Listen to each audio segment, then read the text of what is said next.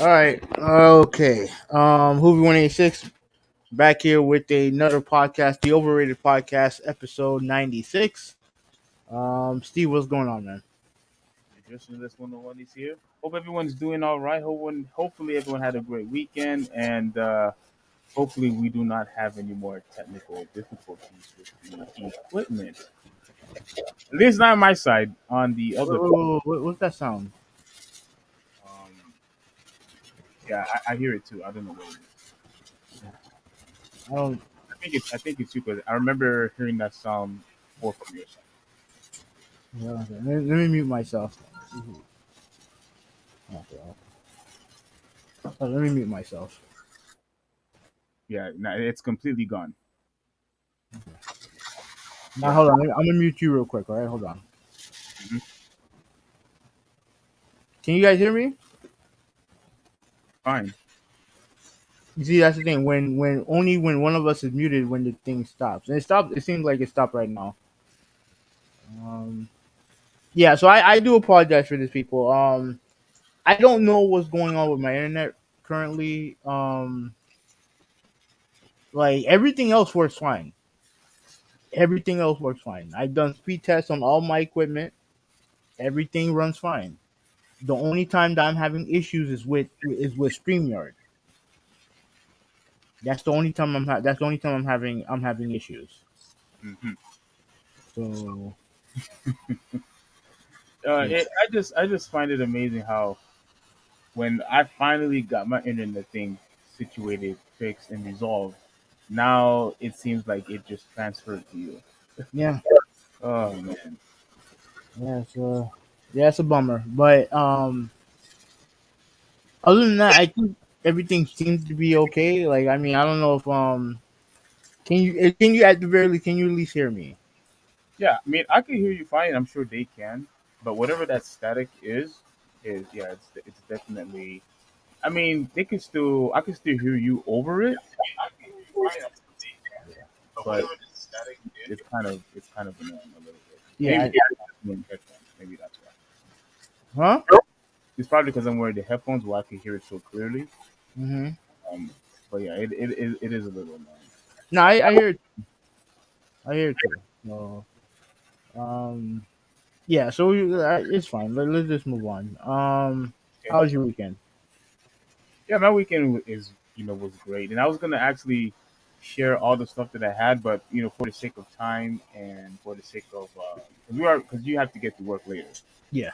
soon actually, so I'll just reserve all the stuff that I purchased this past week. Later on, maybe this Thursday if you're doing Thursday, Yes, and that's what we'll cover, like all the gaming news that happened over the past couple weeks. yes, Um, that's how big this podcast could have been, if we had time. What I mean, we like everything here is basically sports topics, with the exception of one. So we'll get reached there when we get there. Yeah. So be on the lookout Thursday. Like I said, hopefully this internet. Like I said, I don't know exactly what the problem is, because like I said, everything else works except for StreamYard. Like, I did an internet test, everything went fine. hmm Um, if you guys can hear me, let me know. If you hear us having any type of audio issues, just let us know. And that's pretty much it. I'm not gonna go into detail today. I may do a video tomorrow talking about my experience with my SSD. Like, I did buy an SSD for the PlayStation on Saturday. oh, you bought one, okay, Yeah, and I did. It's in the PlayStation right now, but it was a colossal pain in the ass to get it in. really, Hmm. to get it in the system, Yeah, okay. and I will explain. I'll explain tomorrow. I'll Although explain. although you're going to explain tomorrow, you see how I was praising the 360 so much when it came to performance and the convenience of switching hard drives. That's why I love that console so much. But Yeah, all you gotta do is just go. This all you gotta do is just it's plug and play basically, right? yeah, you just push a simple button, click it Mhm. off, and then you just pop another one right in, right on the side. Mhm. You don't have to do all the extra picking stuff apart or anything like that. Well, Just go that's ahead. the weird thing, because outside this one little problem, everything else was easy. Okay. So, like I said, I'll explain tomorrow, and I'll explain to you and the rest of the guys in the WhatsApp when I get ready to go to work. But anyway, let's move on with the podcast. Yeah. But your weekend was good. Uh, yeah, I'll say so. That's fine. It was fine. Yeah. All right. Yeah. I guess we'll share and go more in depth later, next time. But yeah, you got to get to work soon. So let's get this show on the road. All right. So first thing first, Denver won the title yesterday. Uh, Pretty much watched the whole game. Um, Look, at the end of the day, they were the better team. I you know I Yeah, they were the better team. They had I would probably say they had the two best players in the series. Joker, who is the best player in the league right now, and Jamal Murray. And I'm happy for Jamal Murray because he's coming back from an injury, ACL. It took him 2 years to get back, hmm and I'm happy for him. Even though it sucks that Miami lost, I am happy for them. They deserve it. I didn't know it was two full seasons. I don't know if it was 2 full seasons, but he was when he came back, he wasn't himself. Okay. So he had to work his way back. And the one thing that you notice, even though as great as Joker is, you need a guy of Murray's skill set to offset, to really complement Joker. Agreed. So once he got back to 100%, they were off and running. You know what I'm saying? And Miami just didn't have enough firepower to combat that. Yeah. I mean, this, and you see, this is the reason why I have always told you, even though you had disagreed with me beforehand, that a lot of times when an individual or team, wins the championship, I usually will say, well, this guy is the best player in the league because he has done enough in whether it's in the regular season or in the postseason, dominate the whole entire postseason and win the championship and win Finals MVP. I think it's much easier for you to determine that he is the best player in the whole entire league. So similar to how everyone was now. I don't know if you did at the time, but when everyone was saying that LeBron James was the best player in the league, and then when Steph Curry won that championship and how he was dominating the whole league throughout the whole season and winning championship, I said he was the best player in the whole league. I thought he was the best player. Now people could go back and say, well, LeBron took it back when he beat Steph Curry when they were the 70, 2-1 win team. But if people had said that Steph Curry was still the best player, I'm okay with that too. But going back to Denver, yeah, Joker is the best player in the league now. It's no longer Steph, how I always said for the whole year. It's no longer Giannis, who I said was also number one. But I said you could pick either one, whether it's Giannis or Steph, as long as one of those guys, or if you want to say it's a draw, I'm okay with that. But now, from what we've seen, what Joker has been doing for the whole entire season, how you even said that he was robbed from MVP, and he has been consistently good in the entire playoffs and been consistently efficient in the entire playoffs. Now, I agree with a lot of people when they say he's not this flashy, finesse, type of superstar. And I've said, well, he's like a Tim Duncan. Now, I think Tim Duncan is more athletic than he is, but yes, they both those are guys who you truly don't wouldn't really care to name them as box office type of players, like a LeBron, like a Steph Curry, like a Kobe, Kevin, Garnett, Giannis. Like he's not those guys. He doesn't bring that type of attention draw. But at the end of the day, with his skill set, he was still able to dominate the league and still dominate the playoffs. And but what also really surprised me, I was very impressed how the Nuggets were still able to play well, even though he was in foul trouble in the first half. I mean, he only had two fouls, and that's the part that pisses me off about the series is that you didn't make him work defensively. You never made him work defensively.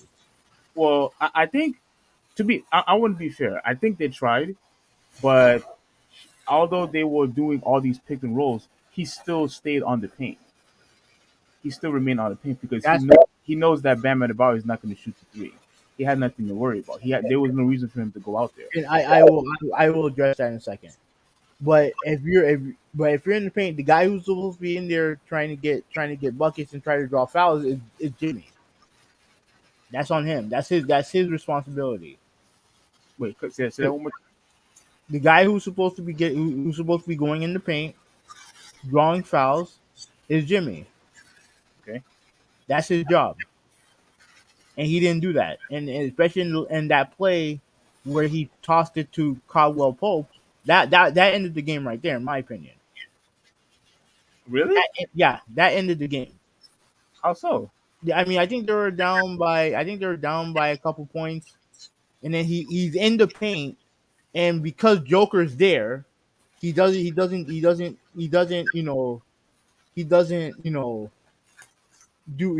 his job and go in the paint and shoot. He tosses it. He makes a bad pass to Cowell Pope. Pope steals it and gets the bucket. To me, that's when the game ended. Oh, I thought you meant when Jimmy Butler had made that last turnover. I thought that's when you would say the game had ended. The Pope, yeah, the one where he was in the paint and then he tried to toss it out, and Pope stole it, and that was it. That was the end of the game. Yeah, I don't know. You're right there in the paint. You got to try to score when you're in that position. When you're that close to the rim, I understand.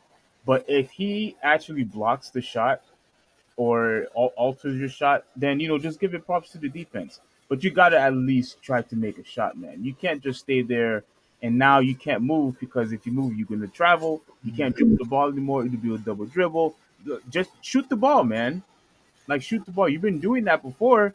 Then you started doing all these pump fakes over and over and over again. You stopped for a little while and then you went back to doing pump fakes again. Cut it out. And I get it. He's hurt. Like, he's not going to admit it, but obviously he's hurt. But if you're out there, you have to perform, and he didn't do that. He did not do that. If he's average, we win that game. If he's average, Yeah, if he's average, we win that game. hmm. I don't know. I think you got to be better than average, and the reason why I say that is because the rest of the team they did their job. They did their job. Like everybody else did what they were supposed to do. I wouldn't go that far. I think everybody did exactly what they were supposed to do. I I, I, mean, I would not go that far. they were all close. The Miami Heat was like right there to win the game. They were right there. They were neck and neck in my opinion. They were neck Yeah, and neck. they were neck and neck, but truth be told, the way they should have won that game fairly easy. Like Are all you you, talking about the Nuggets? no, I'm talking about Miami. Okay. If their best player showed up, if he did what he did in the last 2 3 minutes outside the turnover, if he did that throughout the whole game, we win this game easy. We win the game easy. Look, I'm not trying to put it all on him because, like I said, I know he's hurt, and they had a great run. Like Miami had a great run, and I'm happy that they got they got the run. But I'm sorry, man, but if your best player has an average game, at least have a good game, we win the game. And what annoys me the most is that you didn't even get a win in Miami. And if you can't win in Miami, you don't deserve to win a championship. You don't. If you can't win one finals game in Miami, you don't deserve in your home court. You don't deserve to win. That's true. I was very disappointed that they couldn't get not one win at home. Not one win at home. That was very highly disappointing. Very disappointing. Well, but look, but at the end of the day, I mean, when Eric Spoelstra decided to put in Tyler Hero in it, how did you feel about how he did? Tyler didn't play. Sunday he played. No, he didn't play. He didn't play at all. No, I wonder why they said that that I he. mean he was available, but he didn't play. Do you think that was do you think they should have at least tried him in? I mean, this is a do or die. I rather him than Cody Zeller. Straight up, Like you were going off on that dude on the Discord. Like, what is your big issue with him? dude, that dude stinks, bro. Like he sucks. He can't catch. And look, I get it. He can't defend Joker. No one can. No one can. Right? But if you're going to be out there and grab the fucking ball, like every time he goes for a rebound, it slips out of his hands. Right? I can't remember the last time he made a bucket. You're 7 feet tall. You can't even get a couple of dunks in the fucking rim. And notice when he was in the game, and this is the part that I blame Eric Spoelstra for. Oh yeah, yeah, The, yeah. the I, minute he was in the game, they were a -5. Why? Because their players. One, he had a rebound that he let slip out of his hands, and then they were discombobulated on the 3 point shot that I think it was Porter who made a 3 point shot where he was by himself because Cody Zeller was not rotating, and when one guy don't rotate, everyone else gets fucked over, mm-hmm. and he left him wide open, and boom, in 1 fucking minute we're down we gave up 5 points, which is exactly how many points we lost by. I don't want to see him in the Miami Heat uniform ever again. Period. Jeez. Dude. Like, yeah, I when you blame Spo for putting we lost because of Spo and then he had win in there, like you just completely went off on that dude. Like I was really shocked that you were that angry, despite that he only played like what, like 2 minutes. Yeah, but that 1 minute cost us the game. That 1 minute cost us the game. Mm. And he has been bad throughout the playoffs. He's been bad throughout the playoffs. I don't like, and again, I get it. You don't have any other bigs. Omar Yosef, he's young and he's been hurt most of the year, so you can't really play him. But you have a guy in Hayward Highsmith. I would have him play and have Kevin Love, do backup 5 minutes. Be a backup five. Yeah, but I hear what you're saying, but those guys are not big enough either. Like I, I, those I guys understand. are I not big. get it, but at least when Kevin Love, first of all, he could stretch the floor, which Zeller can't do, and and at least when he goes for a rebound, he'll grab the ball. It won't slip out of his hand and go all over the place like with Cody Zeller. Like I'm over that dude. I'm absolutely over that dude. And it's frustrating. But like, at the end of the day, like I mean, they deserve to win, huh? he got one rebound at least. Fuck man, fuck that shit, man. Like he didn't like. I'm over it. I'm over. I don't want him back. I don't want him back. But yeah, like when it comes to Bam, I know you were hard on Bam because he didn't guard Joker 1-on-1 for a good percentage of it. He did his best. Here's the problem, right? When you're switching when they're doing pick and roll, like you either they have to either front them early or if they do it and you get caught, you're gonna either you leave Joker open or you leave Joker in a mismatch or you leave Jamal Murray wide open. It's a bad situation either way. Yeah, but I would rather have Joker open than Murray. You I have, you have to fight the screen. Like when you're switching and then you're constantly mismatching, you clearly should be able to find out in a couple plays that hey, mismatching is not going to work. I mean, the person who I think is supposed to blow up the pick and roll is the guard. It's supposed to be the guard because all the center can do really is just guard. Is just wait for. It's pretty much just wait. Just wait. That's pretty much it. Yeah, but you gotta communicate and try to go back to your man as quick as possible. Like I've seen people do it. I know. I get you. But like the guy who I'm not blaming Bam for this. He played the best he could, under the circumstances that he's in. He's undersized and he has to go against the best center in the league, and he put up better numbers than Jimmy did. Yeah, he did. He did. So I'm not blaming Bam for this. But the one thing I will say about Bam is that he needs to start shooting threes. No, no, no, no, no, No, no. no, no, no. I'm gonna tell you why. I'm gonna tell you why. Throughout the entire series, the reason why they weren't able to get into the paint is because Joker was there.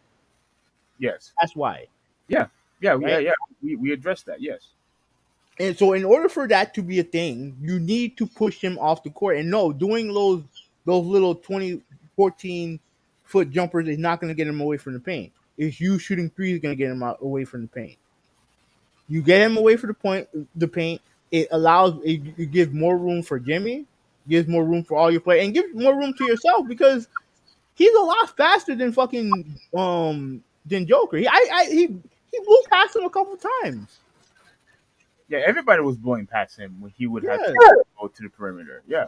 yeah. Like Joker's not. He not. I wouldn't say he's a bad defender, but he's not. He ain't no fucking. He ain't Joel Embiid.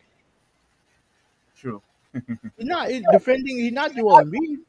So it's like they never attacked him defensively. They never did. The only time that they did was in I think game 4, and look what happened. They still lost. Yeah, and what I also didn't like is you have to bring in the double team early, in my opinion. Now I know what people are going to say. Well, if you double team him, someone's going to be wide open, for a 3 point shot.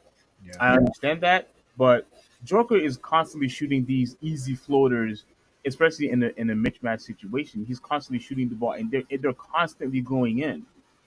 It's like it's almost like a guarantee that it goes in. It reminded me of how when Tim Duncan had the ball, the shot was constantly going in, or he will get to or he will shoot bankers, in occasions like he's really unorthodox.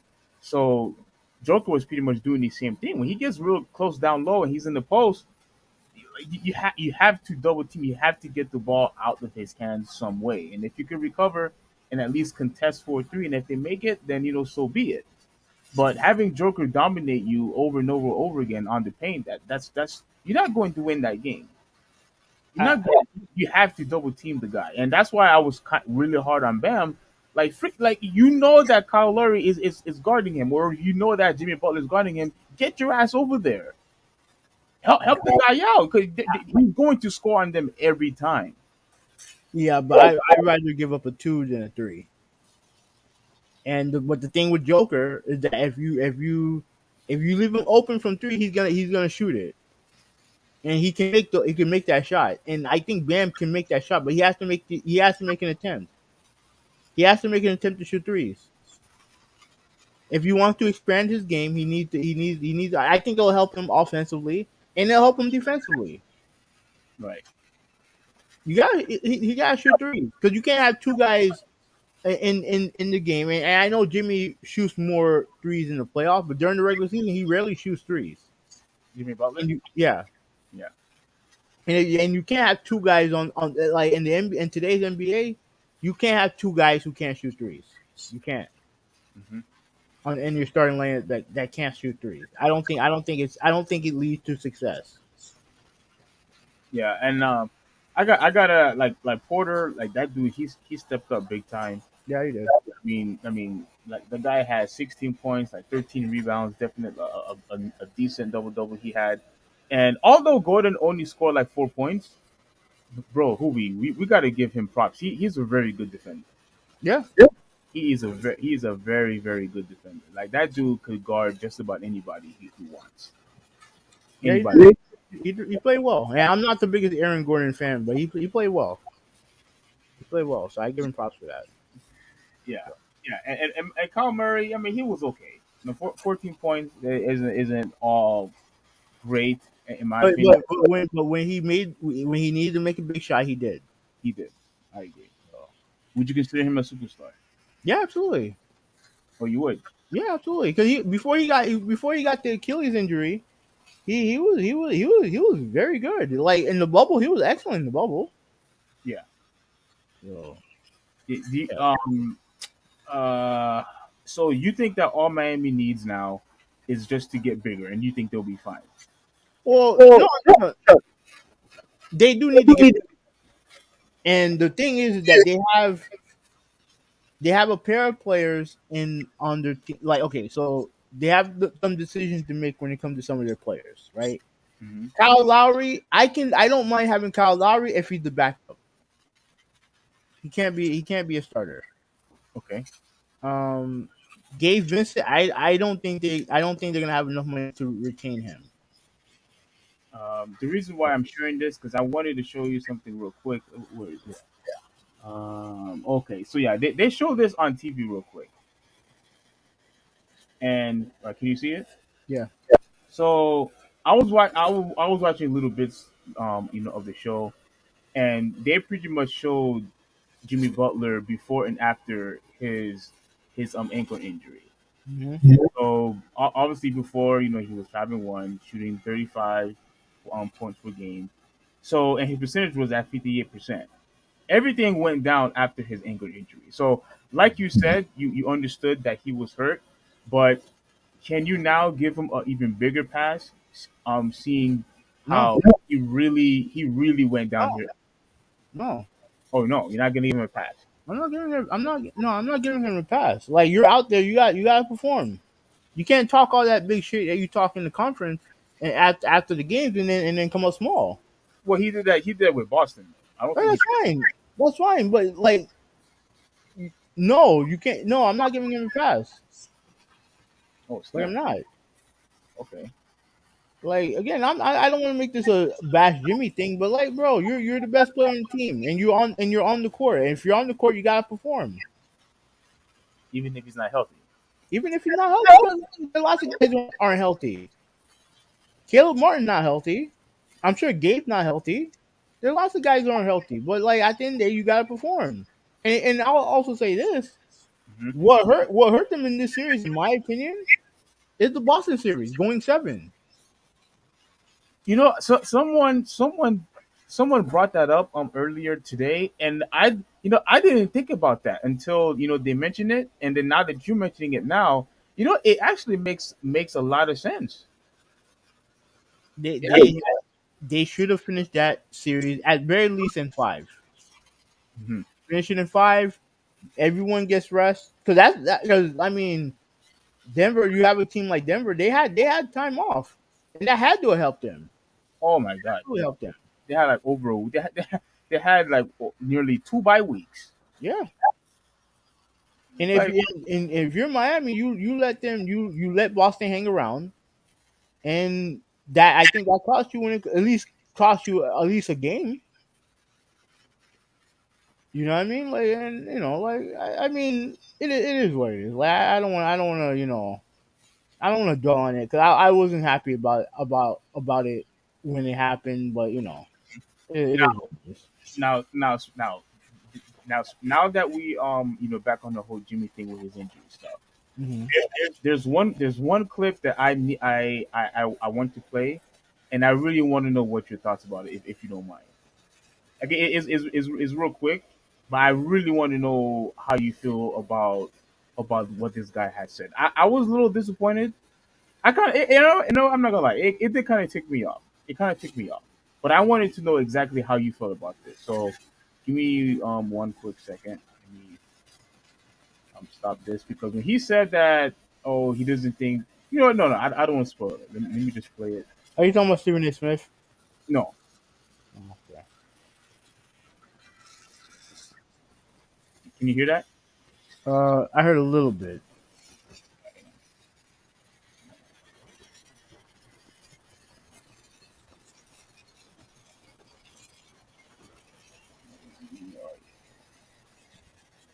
Okay.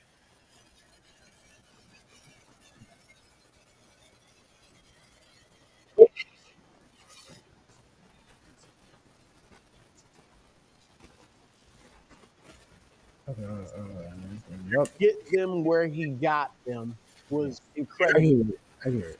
You're off It to a good reminds start. me. It reminds me of LeBron's run in 2007 when he got the Cavaliers to the finals against the Spurs, and a lot of people were talking about, oh, they got swept by the Spurs.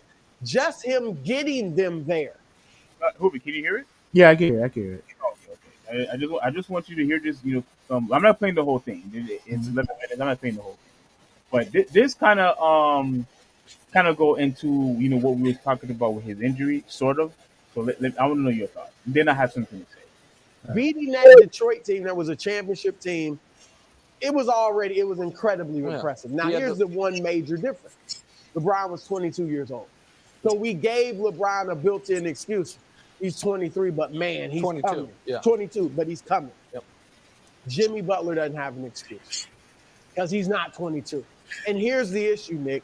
What this proves, the fact that we are not destroying Jimmy Butler, but just in mass, the media. I mean, some people, oh, Jimmy didn't step up, didn't have a great game, but he is not getting killed. No. The fact that that's not happening, guess what? Not a superstar. Okay.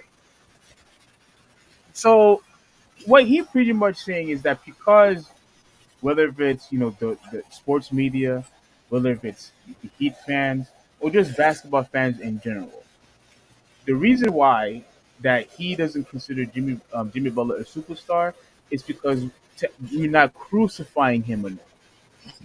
That if this was LeBron James, oh, we would have went at LeBron. If this was Steph Curry, we would have went at Steph. If this was, and similar how we have been went on how we went off on Tatum and Jalen Brown Mhm. and James Harden, because Jimmy Butler is not going through that, he's not a superstar because of that. Like how do you feel about that? Or do you want me to play the rest? No, no, no. I've had enough of Chris Broussard for a day. Look, he's not wrong. He's not wrong. Now, I don't agree with him saying that he's not a superstar, but he's not wrong when he said that. Oh, if this was anyone else, we would be crucifying them because those guys are superstars. Those guys are the top players. They're always being classified as the top players in the league, right? Remember the conversation we had a long time ago regarding Jimmy Butler during the near the end of the season, at least after the halfway point of the season.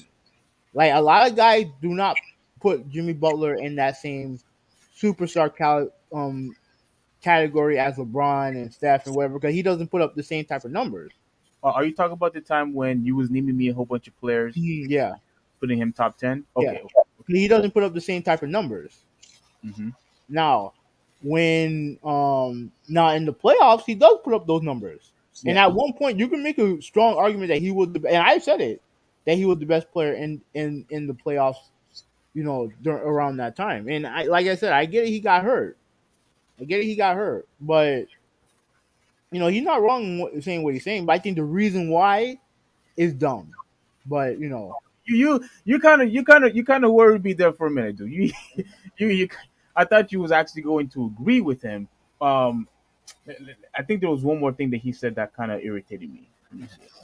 Because any other superstar, seriously, Steph, LeBron, Anthony Davis, any of the superstar level players, even Jason Tatum, who I know Jimmy outplayed in these playoffs, but he outplayed Kevin Durant a year ago. Tatum outplayed Durant a year ago, and that doesn't mean Tatum's better than Kevin Durant. No, but it's about it's about the season a lot. Sure. And Jason Tatum has better regular seasons than Jimmy Butler. Now, Jimmy Butler morphs into something special in the playoffs, at least for half of them, but he didn't carry it out in the second half. So my point, Nick, is this. He's not a superstar. He's a star. He's a great player, and I think he's going to be a Hall of Famer and should. But the fact that nobody's like, what in the world was Jimmy Butler doing with 8 points until the last 5 minutes of a closeout game? All right, cut the crap. That you see now. Look, I know you don't like Chris Broussard. I like Chris Broussard, but cut the crap. Everybody was saying how Jimmy Butler is not stepping up, and they didn't even mention his ankle injury. Yeah. People were talking about his ankle injury. People were saying, where is playoff Jimmy at? Even the commentators were saying Jimmy hasn't been scoring, since the first half. Like, what in the world is going on with Jimmy? I don't want to hear you spilling out this nonsense, this dog water that he's not a superstar because people are not talking trash about the guy. Here's the thing. I think the fact that they're saying that he's not a superstar is a dig at Jimmy Butler. That's the way that they're criticizing him by saying, he's not a superstar. Mm-hmm. That's how they're criticizing him. Because remember, there's always a narrative when it comes to certain players, right? Like LeBron is he can't win the big one before he won the big one, right? Yeah. And then you have Steph Curry. He never won a NBA Finals, right? And never won NBA Finals MVP. Yeah. Right. Kevin Durant. You went to a championship. You went to a team that was already champion. All this other stuff, right? They always build narratives for certain players. They're simply doing the same thing with Jimmy Butler, and the criticism, because he's not the only guy who said it. See, oh really? Yeah, Stephen A. Smith said the same thing. What? Yeah, that they don't consider Jimmy Butler a superstar. That's the quote. That's the criticism of Jimmy Butler. Remember, and I mentioned this when we talked about Jimmy Butler. When he came to Miami, people were like, "Wait, you can't win with just Jimmy Butler as your best player." That was a lot of people said the same thing. Lisa Leslie on TV criticizing him for going to Miami, saying, he went there to retire or some bullshit like that. Yeah, pretty much criticizing him, saying that he couldn't handle the pressure in Philadelphia. That's why he went to Miami, or something like that. I mean, I don't want to play the rest of it because for the sake of time, and I don't want us to get copyrighted or anything like that. At the end of the day, Hoovy 186, the guy. This isn't the first time that he went to the finals. He went to the finals before, mind you. Uh-huh. Now he lost against LeBron James and he lost against Anthony Davis. There was no way they were going to beat that team. There was no way. With Bam hurt and with Bam and Goran hurt, no, there's no way. Yeah, there was no way that they were going to beat that team. But the fact that he was able to do that, not once, right, but twice, right? Twice. And mind you, like you said, they didn't play Tyler Hero. Tyler Hero was hurt. Jimmy Butler, had his ankle, injury. I know you don't want to, have him slide, but I am gonna give him leeway because of that injury. I'm gonna give him leeway. You know what I'm saying? But after all that work, after all that he has done in recent past, you still gonna say, well, that's still not enough to call him a superstar, and to say that because we're not talking trash about him enough, so that's the reason why he's not a superstar. That is the most idiotic thing that I have ever heard a sports analyst ever said. Because we're just not talking trash. That's what he's pretty much saying. You and me, people in sports media, fans, we're just knocking enough trash to Jimmy Butler, and that's why he's not a superstar. Cut the crap. We could move on, but I had to say something because that is the most dumbest thing I had ever heard in my life. Dumbest thing. All right, let me acknowledge some people in the chat. Obviously, Mota, what's going on, bro? Um, he said that of course Denver was the better team, the number one seed that breezed through the West versus a team that lost the play-in. Ryan Meadows, thank you for watching. What's going on, Ryan? He said Mota said that he's really starting to become a Nuggets fan. I hope you're not wagon jumping, bro. wait, Because wait, wait, hold on. Are you a bandwagon Malta? Is that what you're doing because of one championship? Now you're gonna be a Nuggets fan? Come so on, last bro. last time I checked, he was a Boston Celtics fan. If I remember correctly, I could be no. I know I'm not wrong. I know I'm not wrong. But no, it's not a big deal. He also said that Joker is actually better than Embiid. Well, I'll tell you this right now. Like, yeah, I think Joker's a better player than Embiid, but I guarantee you that he would have been Joker would have had a lot more problems if he had Embiid in there than anyone else. Because the one game that they played against each other this year, Embiid kind of dominated Joker. I don't think Joker will be able to handle the thickness and the physicality of a Joel Embiid. I don't think he'll be able to handle that. The guy's just not athletic enough, and um, now he again because he's so unorthodox. I think he could bypass the athleticism, and because of his height and his length, he could bypass all of that. He could bypass all of that. So he'll be fine. Like I don't think necessarily he has to jump high and do all these crazy fancy moves because again, Tim Duncan proved it, and how many championship he has? 5. So Yeah. So Ash was in the chat. What's going on, bro? what's up, Fred? And Mota said the way Jimmy played in the playoffs prior to the finals, I really thought it was going to be go to 6 games. That's what I was hoping for. That's what I was hoping for. Yeah, but keep in mind, most remember he was hurt, so you can't necessarily say that. I mean, look, I would expect 6 games too, but him being hurt, Hero still then going in the court, so they were not going to beat that team. Well, everybody's seen it. There was no way. Yeah. He also mentioned Zeller wasn't ready for the finals. Don't get Hoovy riled up, man. JD Stacks is in the building. He probably he knows who you are, Steve. What's up, JD Stacks? What's up? Okay. He said Jimmy choked. Denver put pressure on him. Yeah, true. Um, I think I think Jimmy choked, but I think he was just I don't know if it's nervous, him being nervous or whatnot, but all of those pump fakes, man, it really was just hindering his play. Like there are just times where you just gotta just go for it, man. Like to shoot the ball, you get to the basket. Indecisiveness, and that's you can't have that. Like a player of Jimmy caliber, you can't be indecisive. No, Can't. you shouldn't be going through like you said indecisiveness in this sort of dilemma. What should I do? Should I pass? And I mean, if you're going to pass, at least design a play, at least facilitate the right way, but don't just pass the ball because now you're under pressure and now it has to be a desperate moment for the rest of the team. Come on, bro. Let's see. Oh, he said talk about how Bam came up short in the offensive end. We talked about Bam. I'm not putting the series on Bam. I thought he played very well in the series. The only thing I'll say, and I'll repeat it, we don't have to go too deep into it, but I'll repeat it for JD. I said that he needs to start shooting threes. It'll open up the game for him offensively, and I think it'll help him conserve energy defensively.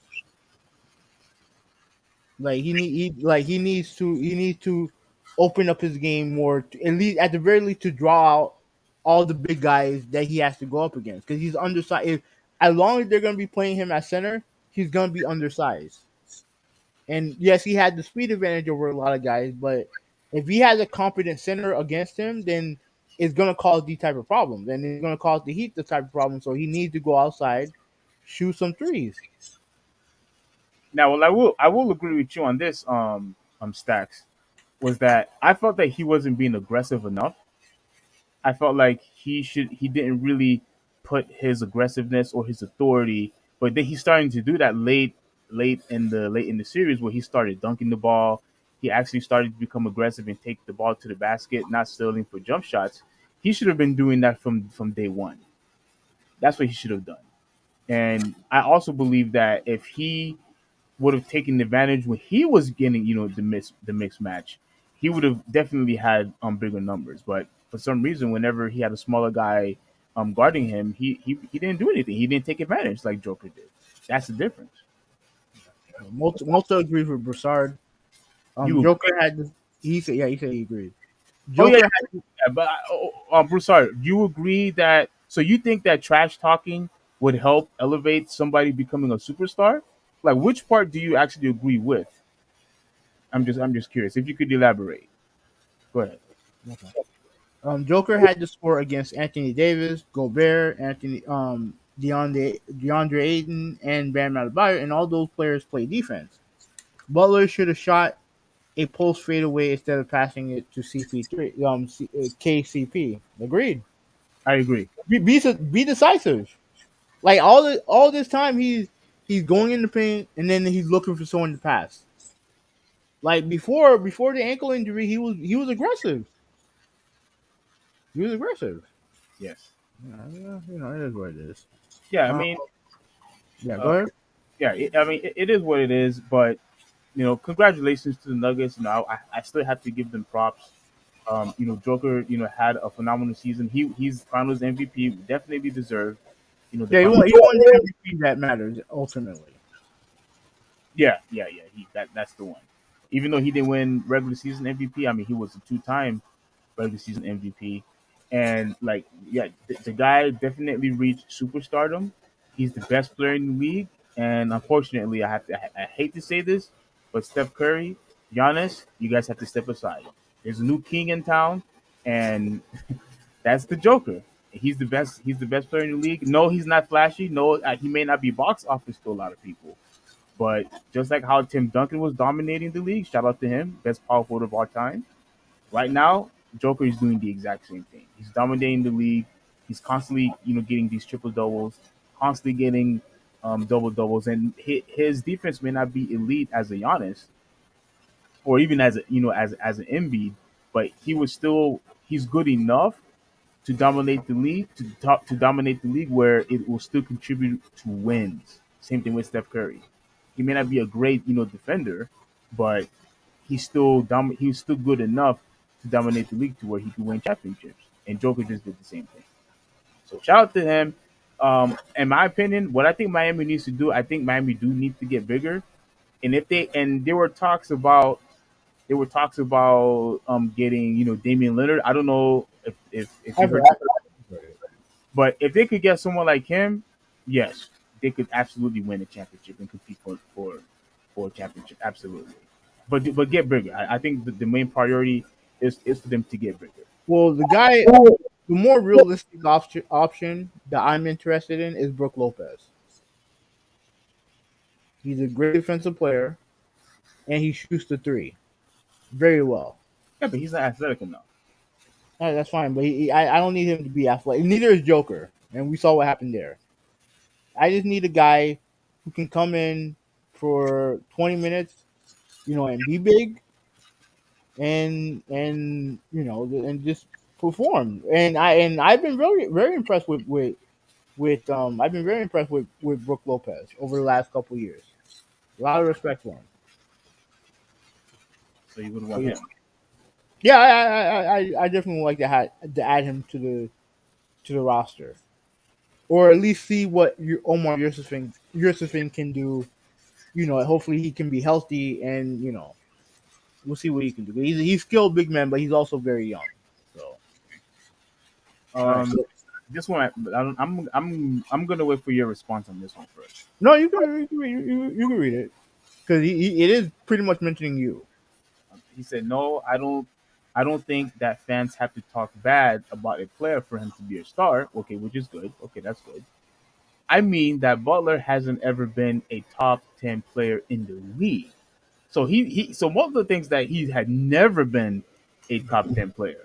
I have to disagree with you multiple because I think once you establish yourself as one of the best players in the playoffs in the consistent basis, like consistently, you've been the best player on offense and defense, you got to be top 10, especially if you outperform the other guys. If you're outperforming, Tatum and Jalen Brown, if you're outperforming uh, uh um who's it? Drew Brosman. I think that's his name. Who's also a great I mean, I don't. Would you consider him a superstar? Who? Brosman, Brosman Who? from New York. Oh, you mean Brunson? Jalen Brunson. Hmm.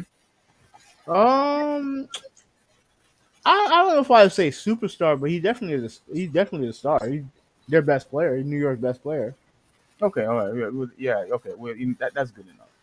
When you're able to outperform all of those guys, I mean, you have to at least consider the fact that okay, he's at least top 10, top 10, maybe 12, something somewhere around that nature. If you're outperforming everybody else, Mota, and it's not for just one season, not just for one playoff game, it's several playoff games. So I have to put him in the top 10 at least for a little bit, at least for a season. Go ahead. All right. And he also said that he thinks that Adebayo is better than Butler. I disagree with that. You Like, he wasn't. He was in the series. one series, Yeah. one series. Yeah. All right. Well, I mean, in the finals, I guess which matters most. But yeah, all right. All right. But okay. So these two topics are pretty much you. I will say that we don't have to talk much about it. But Amanda Nunes, widely regarded as the greatest women's mixed martial artist of all time, she retired after winning her fight at UFC. I forgot the number because I didn't watch the show. But the last UFC, she won. Apparently she won pretty easy. So I guess it was her time. Pretty much decided to retire. So, so yeah. So props to her. You want to talk about the Mayweather Gotti thing? Yeah. Before you do that, I, I, I was hoping that she would stay just a little bit longer. Cause I understand that she thinks that she has nothing else to prove. Maybe that's what she thinks, that she has nothing else to prove.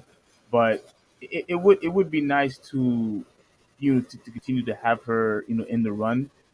Because she does have two belts, and not only that, I think who was it that called her out, saying that who was it? Was it Juliana? Yeah, yeah, yeah. Saying that you didn't want to fight me. She was saying something. She was Yeah. saying something. I would love to see them fight, but I mean, they've not already fought twice. yeah. But weren't they close? I mean, the first fight she won pretty shockingly. It looked like Amanda got tired in the second round, but in the rematch, Amanda dominated. Yeah, yeah. But I would like to have a part three. Don't tell me you wouldn't have like to have a part three. No, I definitely I would have watched the show if it wasn't for her injury. But once the injury was over, I was like, I'm not watching the show. So I would like to have seen them do a third match, but Absolutely, and that's why I think she retired, prematurely, and like come on, although she dominated, like you said, she dominated the second time, but come on, like it's 1-1. Let's see if you could beat her one more time, and if you want to retire after that, then go ahead. But I would have loved to see a part three between the two of them. But look, it is what it is. She did her job. She pretty much beat everybody. Like you destroyed Ronda Rousey, Holly Holmes. As out of all the fights, that was the most shocking one to me. How she just easily, beated Holly Holmes, and her beating everybody else. Juliana, you retired Misha Tate. The first time. I don't know if you remember that. When, yeah, but isn't she back now? yeah, yeah. But I'm just saying, like the first time when she retired, Yeah, that was just phenomenal. And when she even said that, wow, like this chick, she punts hard. Like I mean, she has a lot of firepower in those hands, and yeah. I think she had a very great, outstanding career. and she will definitely be missed. I just wish she had just fought one more match, and then you call it quits. But who knows? Maybe it could happen. Who knows? But that's all I have to say. As far as Amanda Nunes. What's next? The Floyd Mayweather one. Mm-hmm. Okay, so I am going to show a real quick article about Floyd Mayweather. I'm going to. There's a couple of things I want to read, and I think Hoovy said it's safe to show a real quick clip of what happened. But pretty much, Floyd Mayweather fought, John Gotti 3. I think that's how you say his name, Gotti or whatever. In an exhibition fight, and although I don't really care about exhibition fights, though the one that I did care about was the one where he fought Conor McGregor. That was the only one that I was really excited for. As far as all the other exhibition fights, I know he had fought this guy, this one guy. I think he was in Japan. Um, I don't understand why Floyd Mayweather is doing this because, well, you know what? I'm going to save it after I read the article. I'm going to say after I read the article. So let me share this article real quick, and let's get this next topic on the road. Yeah, this one. Can you see it? Yeah. I mean, pop it up. So, so boxing legend Floyd Mayweather Jr. returned to the ring on Sunday for an exhibition fight against John Gotti 3, and things ended in a wild brawl at FLA Live Arena in Sunrise, Florida. Mayweather was cruising through 5 rounds of action, barely looking like he broke a sweat as he trash talked while peppering Gotti with punches. Things got testy between the two of them as referee Kenny Bailey, that had definitely has something to say about him. But we'll continue. Had a hard time separating their clinches and getting them to stop their verbal back and forth. Early in the 6th round, Bailey stepped in to stop the fight after they wouldn't stop trash talking, and Gotti began swinging wild haymakers at Mayweather after the bell.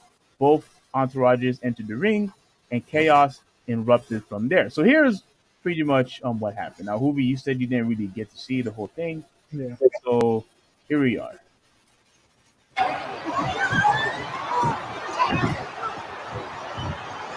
Now, mind you, this is after he stopped the fight. Mm-hmm. All that punches that you just saw, this was after Bayless stopped the whole fight completely. Were you able to hear it? Yeah. Yeah. Okay. All right.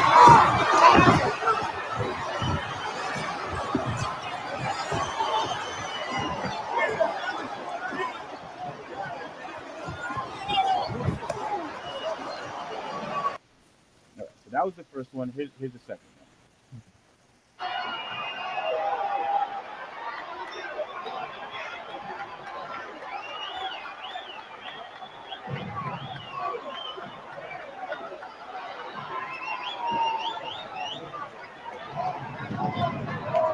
So, as you can see, like everybody just jumps into the ring. Everyone's acting all crazy and whatnot. I want to show the whole entire thing, but I think you said we'll get a copyright claim or strike. Mm-hmm. I want to show you the part where the referee got in between them, and he just pushed him off and went after Floyd Mayweather. But for those of you, I don't want to take the risk. I think Hoovy is correct. I don't want to take the risk of getting a copyright strike. So we're just gonna have to. This is the best that we could do as far as showing the clips. Now here's what I have to say. I'm gonna read the rest of this real quick, but this is what I have something to say. Hoovy. This and my rant is that this frustrates me, and it's like I told you a while ago when Floyd Mayweather had fought Logan Paul. We was in our private chat, and we was talking about the exhibition fight, and I said my problem, with these stupid, meaningless fights, is not just for the simple fact that it's a meaningless fight or it's an exhibition fight. The problem that I have is that they're they're turning boxing into a joke. They're making the whole sport into a joke. It's been And, what, the you have sport's been a joke for years. Okay. Yeah, you have more to say, or you want me to No, continue? I mean, I don't want to go on a big rant, but that's do you want to know why I even care about the sport? Hmm. It's because like these guys who do all these freak show fights or whatever. Yeah, I get it. It's not good for the sport, but neither is corrupt promoters. Neither is greedy fighters. Neither like the sport's corrupt. It's completely corrupt, and that's what made it a joke. Like you want to know why Floyd Mayweather is doing all these exhibition fights instead of fighting actual boxers? Because of money. That's why Yeah. he's not fighting for belts. Because when you win belts, you have to pay the promoter money, and you got to pay the organization money to keep your belts. That was like that's a fucking joke. Okay. You know what I'm saying? Like that's a fucking joke. And I mean, at the end of the day, man, like boxing in general is a joke, and these freak show fights that they're doing, like ultimately all they're doing is just making money. That's it. Yeah, but even I don't care if those guys. I don't care if the promoters. I don't care if the fighters. I don't care if they're making money. I don't care about that. They are not taking this sport seriously at all. Like, aren't they realizing that it's a dying sport? I don't want boxing to turn into WWE or ADW. And the reason why I'm mentioning that is because I believe that whole thing was scripted. I I don't do care too. what happened. I do too. I think that whole thing was a freaking script. Like, and let's just say that it wasn't. Let's just say that it wasn't. You have this referee Bayless who seems like he loves to be the ref in all of Floyd Mayweather's fights. I Which mean, he like that's upon Floyd's request. you know, yeah, And, and let me ask you a question: would I trust a referee when all he does is ref one fighter's fights? Absolutely not. absolutely not. No, no, I'm not. I'm not. But here's the thing. So because they were talking trash, which is normal for any sport, by the way, which is something that you do. And listen, what I'm saying here. Where it's perfectly fine doing that in promotions. When you want to promote the fight, when you want to get people all hyped up about the fight, you talk as much trash as possible. Go at each other. Make it personal if you have to. We need to be attention draw. It's perfectly fine to do it there. But in the ring, let me step in and stop the fight. A fight that people actually went and paid for. A fight where people actually ordered, pay-per-view or whatnot to go and see and to be entertained, and you want to stop the fight because of trash talk? That makes it even a bigger joke. Like, it's a huge contradiction in the whole entire promotion, in the whole sport in general. And not only that, that's has always been trash talk. Smack talk has always been something that has been invited throughout sports and throughout sports history. Throughout sports history, I could understand if they were talking trash and not fighting. I could understand if they were talking trash and they were just doing a whole bunch of foul shots and illegal shots and things like that. But they were fighting at the end of the day. They were fighting. Oh, now I want to stop the fight because of the trash talk. Oh, it was perfectly fine before. Oh, but let me step in and let me just stop the fight. A fight that people went to go watch. People didn't go to see this fight to watch you. That's not people came to see. People don't came to see the rest. People came to see two people fighting, and you want to stop the fight. Everything about that. Like, I don't want to get. I don't want to sound like what's that phrase that people use? Like, get off my lawn, type of guy. But everything about this fight just irritated me because, one, again, let me say this again. I felt like the whole thing became a joke. So boxing in general became a joke, right? And you have two guys at making it seem like, oh well, this is WWE. I think the whole thing was scripted, and even if it wasn't scripted, you have a freaking ref. Like, the whole thing to me was a waste of time. And the whole thing with boxing, I feel like is just not structured correctly. You have over 15, like what, like the 15, 16, 17 weight divisions, and each one have like what, like 5, 6 belts. Like dude, like it's just too much. It's too much to keep up on. I don't know if you agree with those, but I feel like, man, like they just have to. They need to start over. They need to do a better job of promoting, actual good fighters, and they have what the direction that they're going right now is just going to cause the sport to die even quicker, in my opinion. But that's my rant on the thing. Like I had to get that off my chest because boxing used to be very, very special, very, very special. But now it just turned into a joke to where now it seems like boxing is has turned into WWE. Like if I want to watch stuff that's scripted, yeah, I'll go watch WWE and AEW. Don't put that in my damn boxing fights. Like, go ahead. I would argue it's more legitimate. Like wrestling right now is more legitimate than boxing. I mean, I'll be real with you there. Like, look, your rant is like, I think I understand what your rant is about.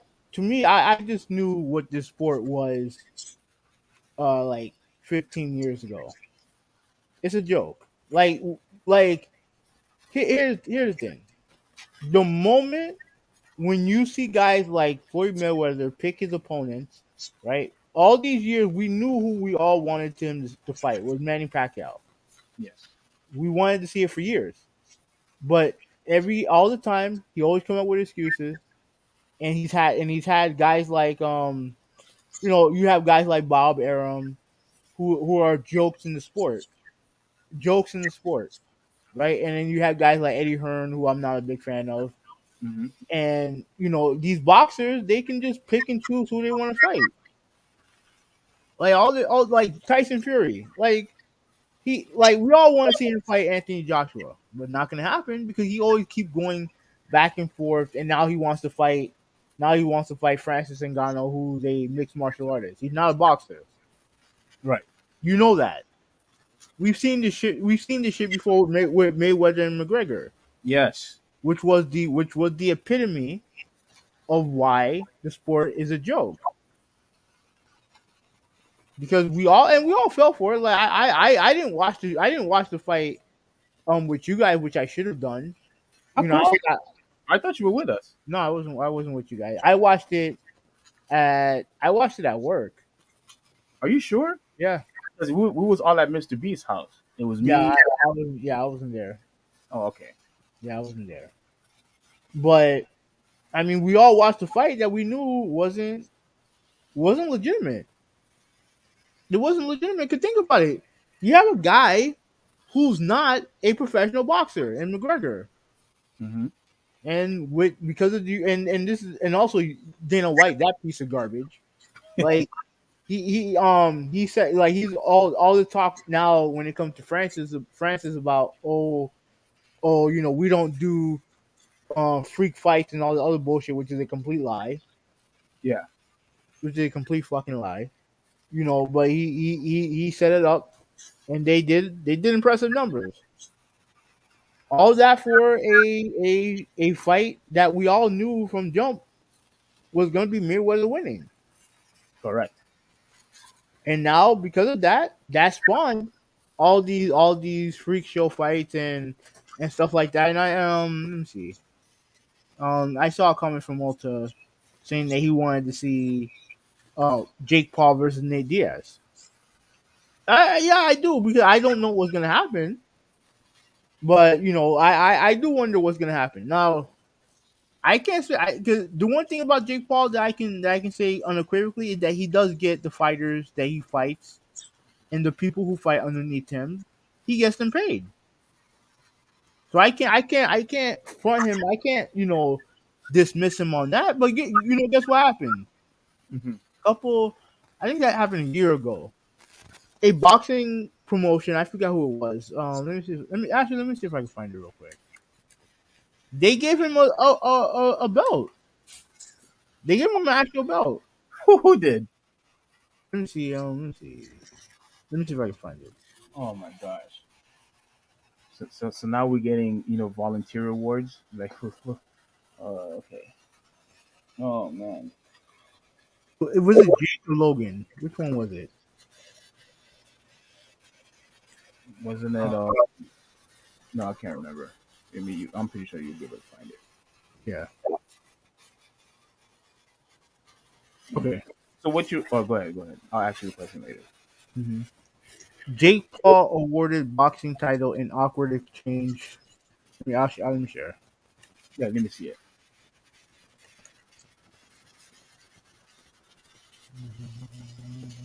Yeah.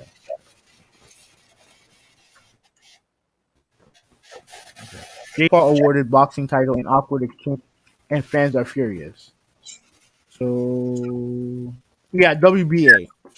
WBA gave him a belt, despite the fact that all he's done is beat, you know, washed up MMA fighters and celebrities. A WBA, which is actual a legit Yes, the promotion company, World Boxing Association. Yeah, the World they Boxing Association. they made it an even bigger joke. They actually gave him a title which I Yeah, guarantee you he's not even going to defend. Like yeah. what? He didn't even want the belt.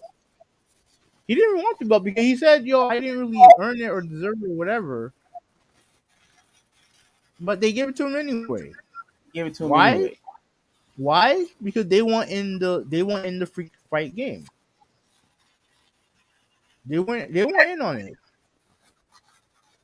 So Oh my goodness, man! Like, hey, you see, this is the stuff that I'm talking about. Like, well, what in the world are we doing here? Like, this is not boxing anymore. This is not boxing anymore. I mean, you again, you have all these divisions, which I mean, I can't even name them all. Maybe you can. I can't even name them all. It's just it's too much. You have all these. You have the WBA. You have the WBO, the WBC, and this one I'm missing. Who am I missing? Um, IBF. IBF, yeah, IBF, and I'm pretty sure there's probably more. Yeah. It, it, it's too much.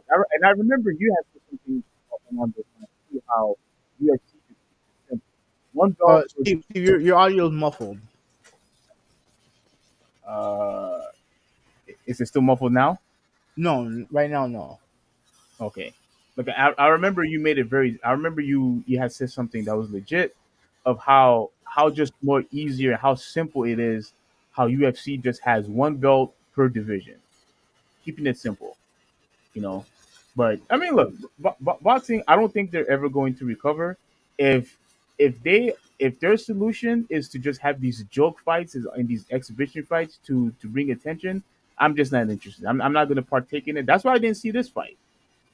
That's why I didn't see it. But then when I saw what happened, I needed to go on a rant. But if you don't think my rant is legitimate, that's fine. But I had to get that off my chest. Um, the thing is not, it's not that it's not legitimate. I just think it's on the wrong thing. It's on the actual sport itself, not the freak show fights. Because at the end of the day, those guys are just making money. The organization, the promoters, the promoters, the promotion, and the boxers have have all made it a joke. Yeah, All I of them agree. made it a joke. Yeah. So yeah, they've all made it a joke. So I don't get too caught up in I don't get too caught up in it. That's understandable. Yeah. Okay. Okay, well, I'm done. Man. I'm done with this topic. Okay. All right. So let me read some comments here. All right. So you did mention Shannon. Malta mentioned Shannon's last appearance on the show. Yeah, Um. yeah, yeah. I saw people was talking about it on Twitter. Um, but you don't have anything to say about that, do you? No, I don't give a shit about that. No. Okay. No. So Um, yeah, Malta. I mean, look, the fact that he actually decided to, I guess, give a farewell speech, and Skip Bayless actually had something nice to say about him for a change. Not that he's leaving. I don't know why he had to wait till he had to leave, but he said bye, and I thought that the show was really good at times. But there were other times where I felt like, undisputed. It was just rehashing the same stuff all over again. It's either about LeBron, Dallas Cowboys, or Tom Brady. That's all it seems that they like to talk about. And again, I understand that you have a lot of fans that like to hear about LeBron. I understand you have fans that want to hear you talk about the Lakers and about the Cowboys. I get it, but come on, man. It starts to get stale real quickly when that's all the formula that you like to use. But at the end of the day, I thought the dynamic between the two of them was good. I'm just interested to see how the show is going to do well from this day going forward. Like tomorrow, I'm actually interested to see who's going to replace him tomorrow. But he did say that he was going to, do like a couple of shows after the finals, which he did. He kept his Mhm. promise, and then now we'll see what happens to the show from here on out, and we see what happens with Shannon Sharp from here on out. So we'll see. But good luck to him, and good luck to everybody in the show. Yeah. Okay. We also said martial arts and kickboxing is a man's sport, just like basketball. Yeah, yeah, and that was the other thing that although it is just an exhibition, that's the thing that really irritated me because like yeah, it's a man's sport. It's like why is everybody being so sensitive over name calling now, especially on an event where this stuff is automatically invited. Again, that's I what you think use. I think personally, No, I think the thing go that's a ahead. joke is Mayweather fighting in nobody. Like I know who John Gotti is. Like I Wasn't he think an John MMA? Gotti is like a hmm? Wasn't he an MMA fighter? Okay. Um I don't no. John Gotti is like a John Gotti is like a gangster, notorious gangster, I think. And I think that's his son or grandson or some bullshit like that. I have no idea. But if you're Mayweather, why are you fighting a nobody? Why would I waste my time seeing a world class boxer fight a nobody? Yes. Like there's no reason for me to watch. Like because there's no way that he would lose, even if it's exhibition. Like he's not losing to some random scrub, which is all he fights now is this scrub. What's the point of fight? What's the appeal of it? Yeah. I mean, And part of what they're doing is I think the brawl, which is complete, which I believe and you believe is completely fake, is to hmm do that to draw buzz. Because technically, he did the same thing when it came to the Paul fight.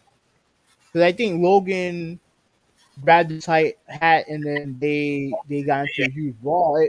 Now yeah. that one seemed real, but even still, That one looked legit. Yeah. yeah. But even still, like all it did was help promote the fight. All it did was help promote the fight. Yeah. But the problem is that the fight is not legitimate because you have a world class boxer fighting a nobody. At Yeah. least compared to his skill, nobody.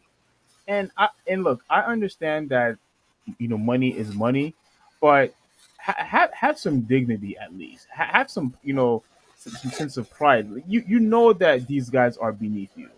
Like you know it. You're asking the wrong guy about pride. You don't give a shit about none of that. Yeah. All he cares You have about is money. That's it. and as he should. But come on, like don't you know don't insult our our intelligence though. Like we know that you could beat these guys probably with one hand.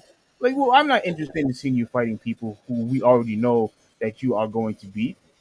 And the only reason why the matches last long as they do is because you are intentionally just lingering the fight just so because I guess so because people could have at least a decent show. But we know all this is just is all a sham. And I'm not interested in watching your shenanigans and your theatrics anymore. Like I'm done. If you're making money, good for you. I will never tell a guy, not to or interfere with somebody making their money. But at the same time, I don't have to support it either, and that's why I'm not going to watch unless he's fighting someone who is a legitimate boxer who has the skill set to actually beat him. I'm not watching on none of his exhibition fights anymore. I'm done. Okay. All right.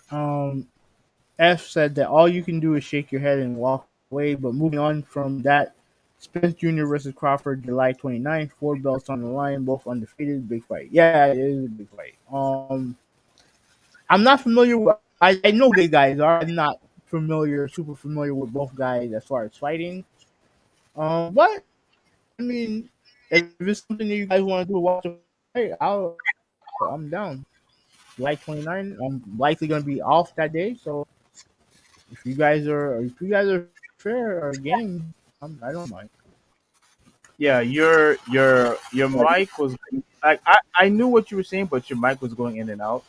I mean, if you wanna Yeah. plan the day to watch the fight, like I'm definitely down. If you're down to watch it with us, if you're gonna be down here, yeah, let's plan it and let's get the show rolling. Let's have our pizza and let's have our wings and let's have our sodas and our wine coolers.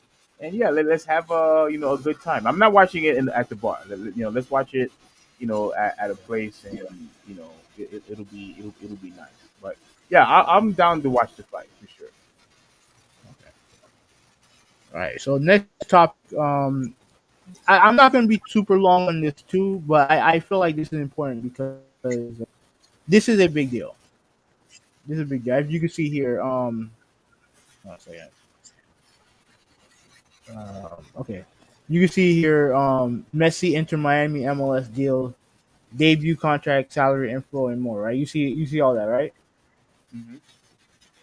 Okay. So if for those of you who don't know, what are you saying? Yeah. I'm seeing. I was just looking at Marcus' comment. Okay. Let me see. Okay. Info on John Gotti the third. Yeah, but he's not a real fighter. That's why he's not a real fighter. All he is just I guess he's a celebrity or a socialite or some bullshit like that. He's a nobody. So why would I watch? Why would I watch a multi-time world boxing champion fight a nobody? What's the appeal? Right. So, Yeah. yeah, I thought again. I thought he was like a MMA fighter. I thought he had fought, in a couple of fights. I thought. I don't know nothing about the guy, so I'm not yeah. gonna act like if I know anything. I don't know anything about the guy. I thought he was just a fighter who trained in MMA and in boxing and did a couple of fights. But yeah, I wasn't interested in the fight at all. So whatever. Yeah. Okay, so for those of you who don't know, Lionel Messi is arguably the greatest soccer player of all time.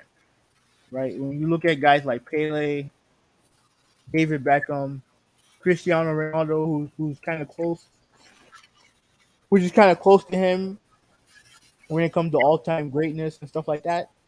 But the one guy who always seemed to get the mention is Lionel Messi, especially after he led his Argentina team to a World Cup, right?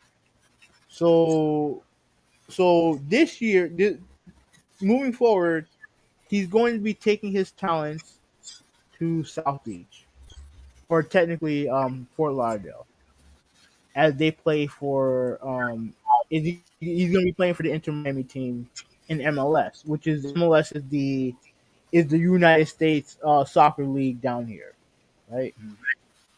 And where the sport is growing in the sport is growing in America, but obviously it's nowhere near where where Europe is or even South America, but it is growing. But having a player of his caliber is a big deal for this for American soccer, because obviously he has I think he has like 20 million some odd followers. Right, he's arguably the most popular athlete in the world. Like, and when I mean the world, I mean the world. We're talking like, more than LeBron. We're talking the world. He's an international superstar, Yeah. and yes, he is older, but a guy who coming to World Cup, who's still very good, coming to MLS was a big deal because here's the thing: like MLS, like their players. I think the highest rated player, the highest salary for a player in MLS is like $15 million, Okay. right? And in Europe, Messi can make that in 2 games. He'll make $15 million in 2 games in Europe. And in fact, Saudi Arabia, who is on a sports buying binge right now, who will spend all types of money in sports. I think they offered him $1 billion to play in the Saudi Arabia. A billion? Mm-hmm. What the heck, bro? Yeah, because Cristiano Ronaldo, who plays in he plays in Saudi Arabia right now. I think he makes about 500 million. My goodness, that's an insane amount of money. Wow, Yeah, that's they're like Saudi Arabia got money. Now they basically just bought the PGA Tour. You know, what I hmm mean, we didn't want I didn't want to make it a topic because, like you said, obviously I'm trying to get to work. yeah. But a long story short, you had they started their own golf league called Live. You know, pretty much to compete, and they offered the thing that they offered the golfer that the PGA didn't offer was guaranteed contracts. And there was a lot of guys who who took the money, and there are guys who didn't, right? I mean, hmm Tiger didn't because like he's Tiger. He makes most of his money off endorsements. Yeah. But you had a lot of guys who took the money, and you have a lot of guys who didn't take the money. And the PGA Tour was so pissed off with those players that they pretty much cut off their membership. They said, "Okay, if you play for them, you can't play for us." Oh snap! Yeah, and then they, whole big thing when it comes to sponsorships and lawsuits and all the other stuff. And then come to find out, Saudi Arabia bought the PGA, pretty much bought the PGA Tour because it's positioned as a merger. But what they did, they bought the PGA Tour and the European Tour also. hmm And now the PGA Tour, who who told these guys hey, you're not playing for us if you take their money, took their money.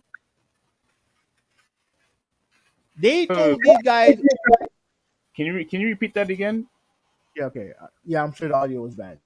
They told these guys, hey, if you take their money, you're not playing for us.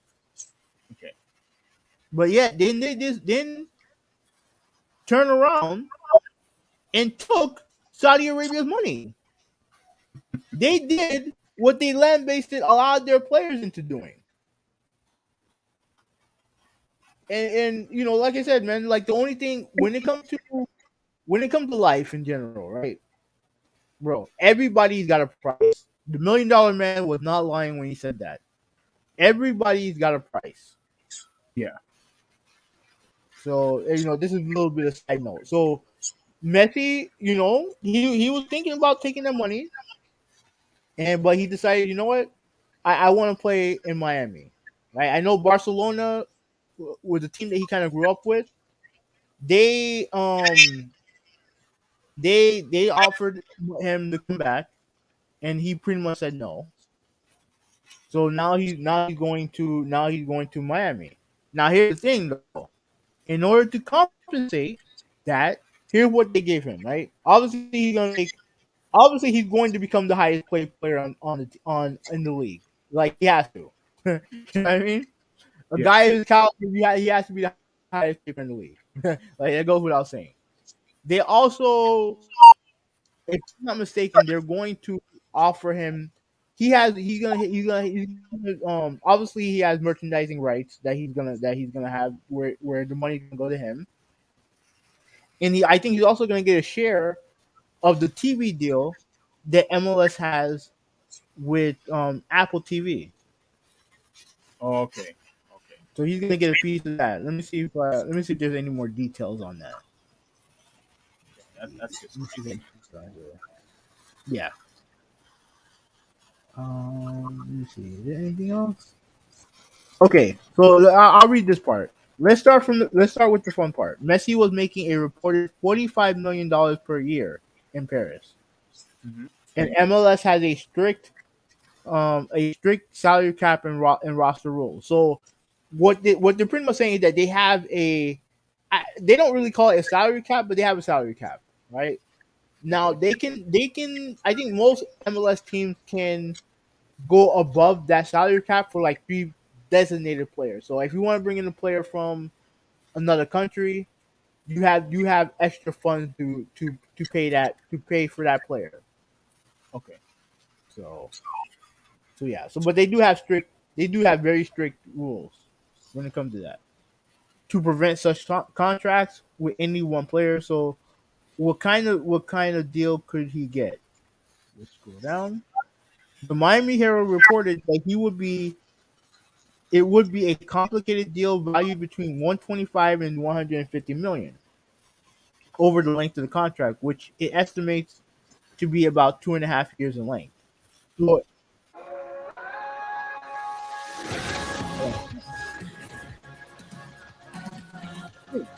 I apologize. Sorry for that, people. No. Um,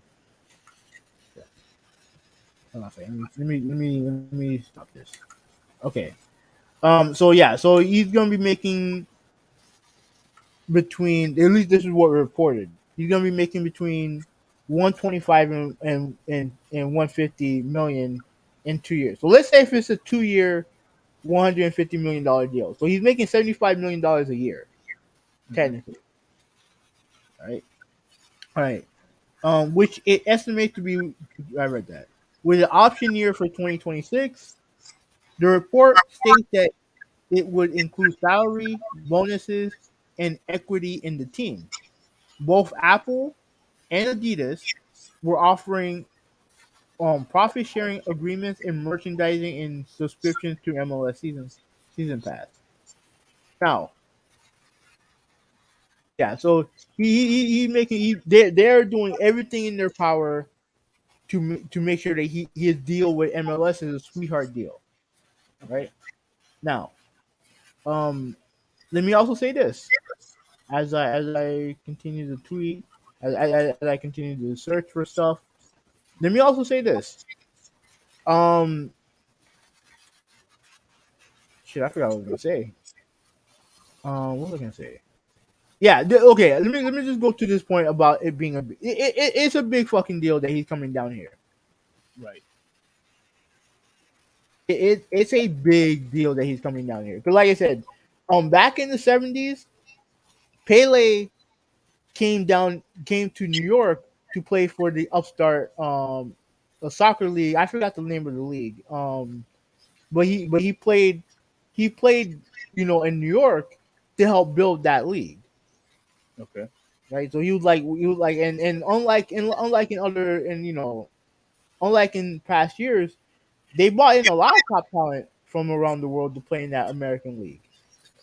The problem is that the sport failed to grow, right?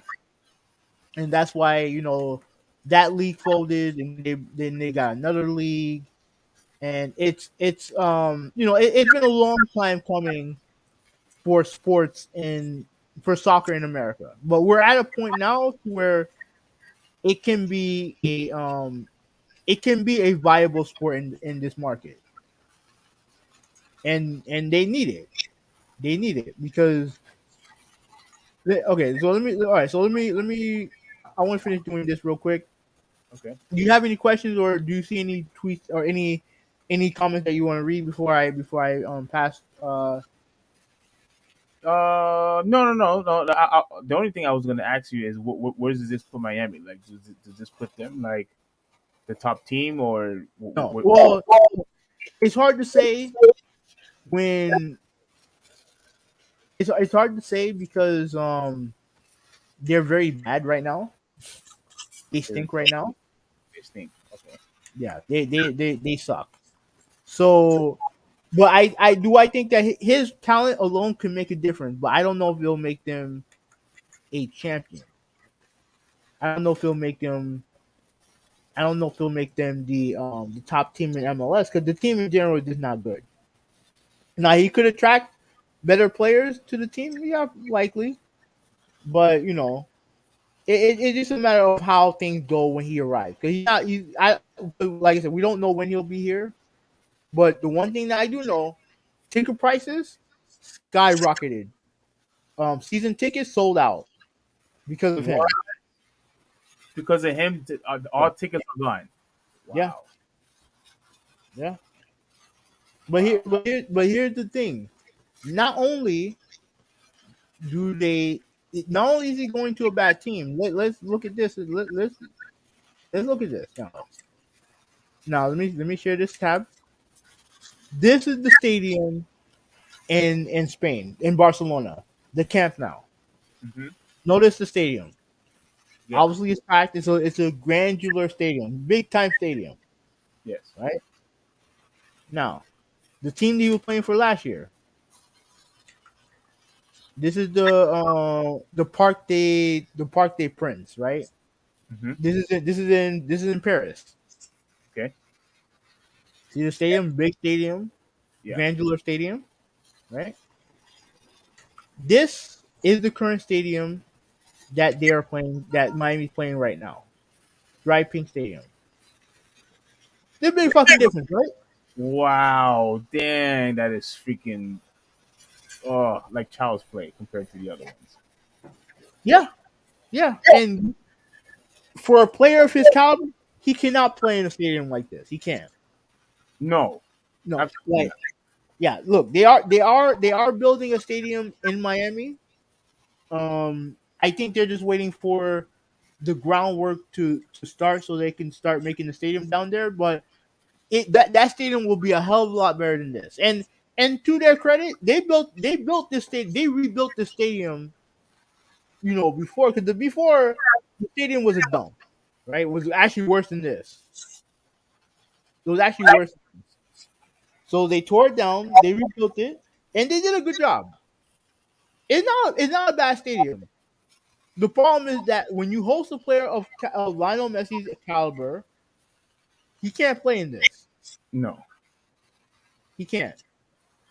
So pretty much, you know, they need to get the stadium built, and they need to get better because a player like of his caliber, even if he's older, maybe not as good as he was in his prime, he can still help this team. And if we want to be considered a big market team, we gotta start acting like it. They well, I'm only asking this because I have no idea how this stuff Mhm. works. They can't play in the Dolphin Stadium. Um, I think they can, but I don't know because the guy who owns MLS owns this MLS team is Jorge Mas, right? He owns the team. He owns the team. Yeah. I don't know how good of a relationship he has with Stephen Ross. Oh, okay. I don't know how good of a relationship they have with him. But if they can make a deal, then because okay, because in Atlanta, they have a team in Atlanta, and their team is I don't know how good they are, but they've been good in the past, right? And they have a good supporting they have a good support system over there, so people care about soccer over there, Hmm. right? During their big games, they play at the Mercedes Benz arena, the place where I don't know what it's called, but it's the place where the Falcons play, Okay. and they sell out that building. And that's a big building. Yeah. That's a big building, and they sell out that building, right? So if Miami can do something like that, for their bigger games, then yeah, yeah, I think it can be arranged, right? Hmm. Um, but they need to get that stadium in Miami ASAP. They need to build that stadium in ASAP because that stadium that I showed you, that's in Fort Lauderdale. This one here. Yeah, Oh man. driving, that's 20 minutes from my place. 20 minutes, Yeah, and you live in Fort Lauderdale. yeah. Wow. I don't know 20 minutes. minutes is probably like 15, 10 to 15 minutes. I can get there. Oh, that's not too bad. Yeah, no, it's not too bad. It's not that far, and like I said, it's not a bad stadium. But when you look at the stadium that he's played in before, and there's some good looking stadiums in MLS, and this is not one of them. Yeah, this one looks like, compared to the other one, this looks like a freaking high school stadium. It's Right? minor league. It's minor league. Yeah. So yeah, but like I said, it's a big deal that he's coming down here. It's a big deal that he's coming down here, and it's only going to help the sport. It's obviously, hopefully, it'll help Miami. You know what I mean? But it's going to help the sport of soccer down here, big time. So Yeah. I mean, everyone continued to say that he's like the Michael Jordan, and in soccer, yeah, they're saying that he's the best soccer player, of all time, and this and that. So if that's the case, which I'm pretty sure it is, yeah, I think, yeah, this definitely give Miami a boost, and it will definitely help soccer here in America. But which already has, because you said it's sold out everywhere anyway. yeah. Yeah, you know they did a great job of they've done a great job of building the sport up. To me, what's annoying me is the TV deal that they have right now because I don't have Apple TV, Hmm. even though I can get it. Like I can get it, but shit. Like I can get it, but I don't, like I said, I don't want to watch TV on my phone. I just don't. I don't want to watch soccer on my phone. So Oh, yeah. So I'm not happy with that. But like like if it does happen, then yeah, I'm gonna have to start watching soccer on my phone. um, before we get to the whole thing on with your phone, Mm-hmm. is it an insult when people say that that Cristiano, I think I said his name right, Mm-hmm. is better than Messi? No, no. You can I because good look, they're very close when it comes to their accomplishments, right? Like they're both the Ballon d'Or is like the reward for best soccer player in Europe, Hmm. and they both won it multiple times. So yeah, so it's not no, it's not. There's nothing wrong in saying that one is better than the other. Oh, okay. So he's that good too. Okay, Absolutely, okay. absolutely. But the big difference is that Messi has a World Cup and Ronaldo doesn't. So that's the big tiebreaker right there. Yeah, pretty much. Yeah, and it's not fair for Cristiano because like Argentina, they're a national power when it comes to soccer, and Portugal, they're good at soccer, but they're not a national power. Okay, You know what I mean? So, so he would have to go elsewhere. Pretty much what you're saying. well, I mean, he can't go. He's Portuguese, so he can't go anywhere else. Like, Oh, so he's stuck then. yeah, he's Portuguese. Yeah, but that's really the main difference Okay. between them. So, yeah. All right, so on that note, we can move on. Like, I'll read some comments, but no, we can move on. Molter said that he is the grandson of John Gotti one, which yeah, I kind of figured, but yeah, I still don't give a shit about him. Yeah, I think he was like a gangster, like something to that effect. Again, I don't know too much. Like I only know like little tiny snippets, Yeah. but yeah, he was not a good dude. Hmm. F said he was offered 1.5 billion for just 3 years. Yeah. That's, I think in Saudi Arabia, yeah. I mean, it's amazing that he turned that down. Yeah, because you don't want to move to Saudi Arabia. Like, as much money as they have, that country's ass backwards. A lot of countries over there are ass backwards when it comes to their stuff. I'm not gonna get into it, but Well, I know because it's now you're gonna go to the political area, right? Is that why? pretty much, yeah. But the thing is that they have so much money that people are just going to kind of like brush it aside, just like what the PGA did. Yeah. It's just great. And the funny thing is that the commissioner, invoked 9/11. when it came to trying to attack Live and Saudi Arabia and all the other stuff, and then he ends up his organization ends up taking their money. Yeah, yeah, Fucking I heard just about disgusting. Yeah, fucking disgusting. that. Definitely heard about Um, that. F said, as a Messi fan and my favorite player, I was able to watch him play in Spain. He had done it all. I was hoping to see him back at Barca or playing in Europe. But though Miami isn't ready for Messi. I mean, technically, right now they're not because that stadium they need to build that stadium. So, Yeah, critical. Yeah, go that's ahead. that's pretty that's pretty interesting. That that especially after the pictures that you had showed us, with the stadium, and then Fred say that Miami, Florida, is not ready for him. And I honestly believe that even Messi knows that. I think Messi, kind of knows that that is pretty much beneath him. Like, I I mean, feel, he's coming here for because he want. I guess he wants to settle down with his family. I think that's why he's coming down here. I mean, yeah. I mean, look, Miami. I mean, look, Florida is the place that people go to. It's either that or it's either California, or Texas, whatever. With the weather and all the different things that you could do here, the opportunities that we could get. So yeah, I'm not. I don't blame him, but my goodness, though, 1.5 billion. Whew, Yeah. my gosh. Yeah. So critical drop. What's going on, bro? He said, sad for Miami, but it was a hell of a journey. In my opinion, they need the trade to get littered and sign either Brook Lopez or Porzingis. Absolutely not. You know something, Hoovy. You know something, Hoovy. I actually think that's not a bad idea because of his Just length, that Porzingis. and he's also athletic. He's more athletic than Lopez, and I think he will definitely be a huge contributor, to Miami. Absolutely, he He's will. He, also incredibly injury prone and apparently not a good dude. Apparently not a good dude. So I'm not interested.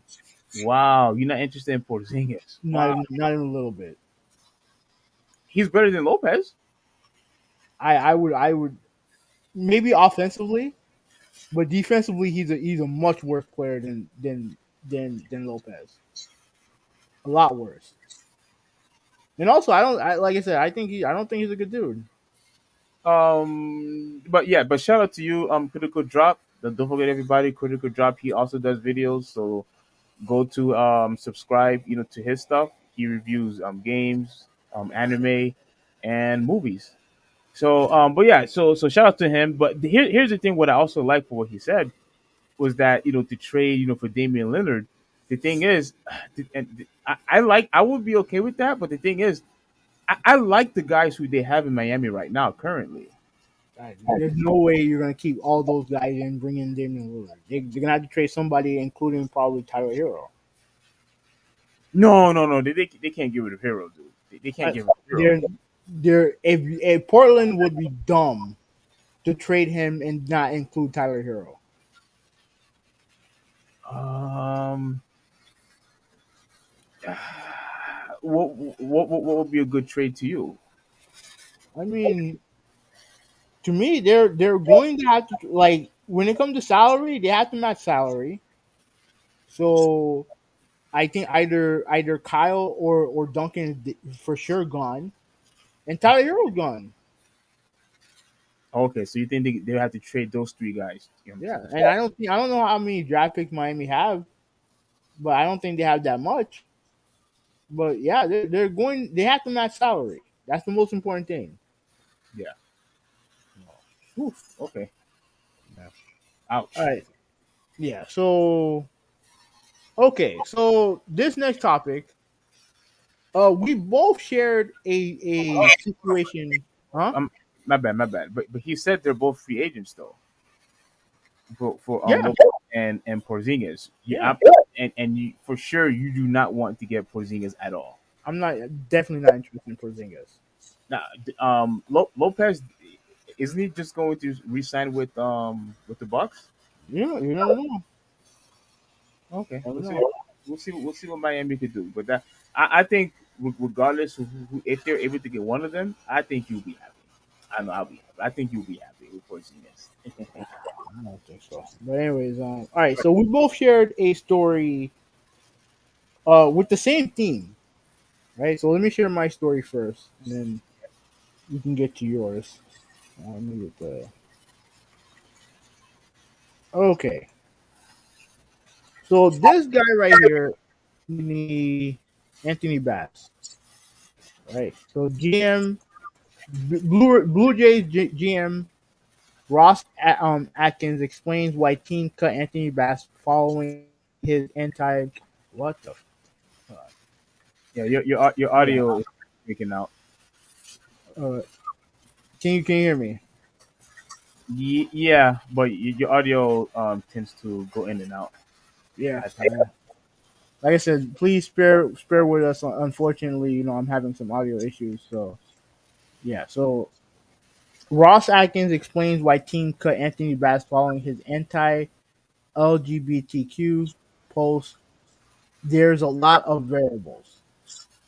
Right? So let me do a quick read. So this is Anthony Bass right here. Used to play for the Marlins.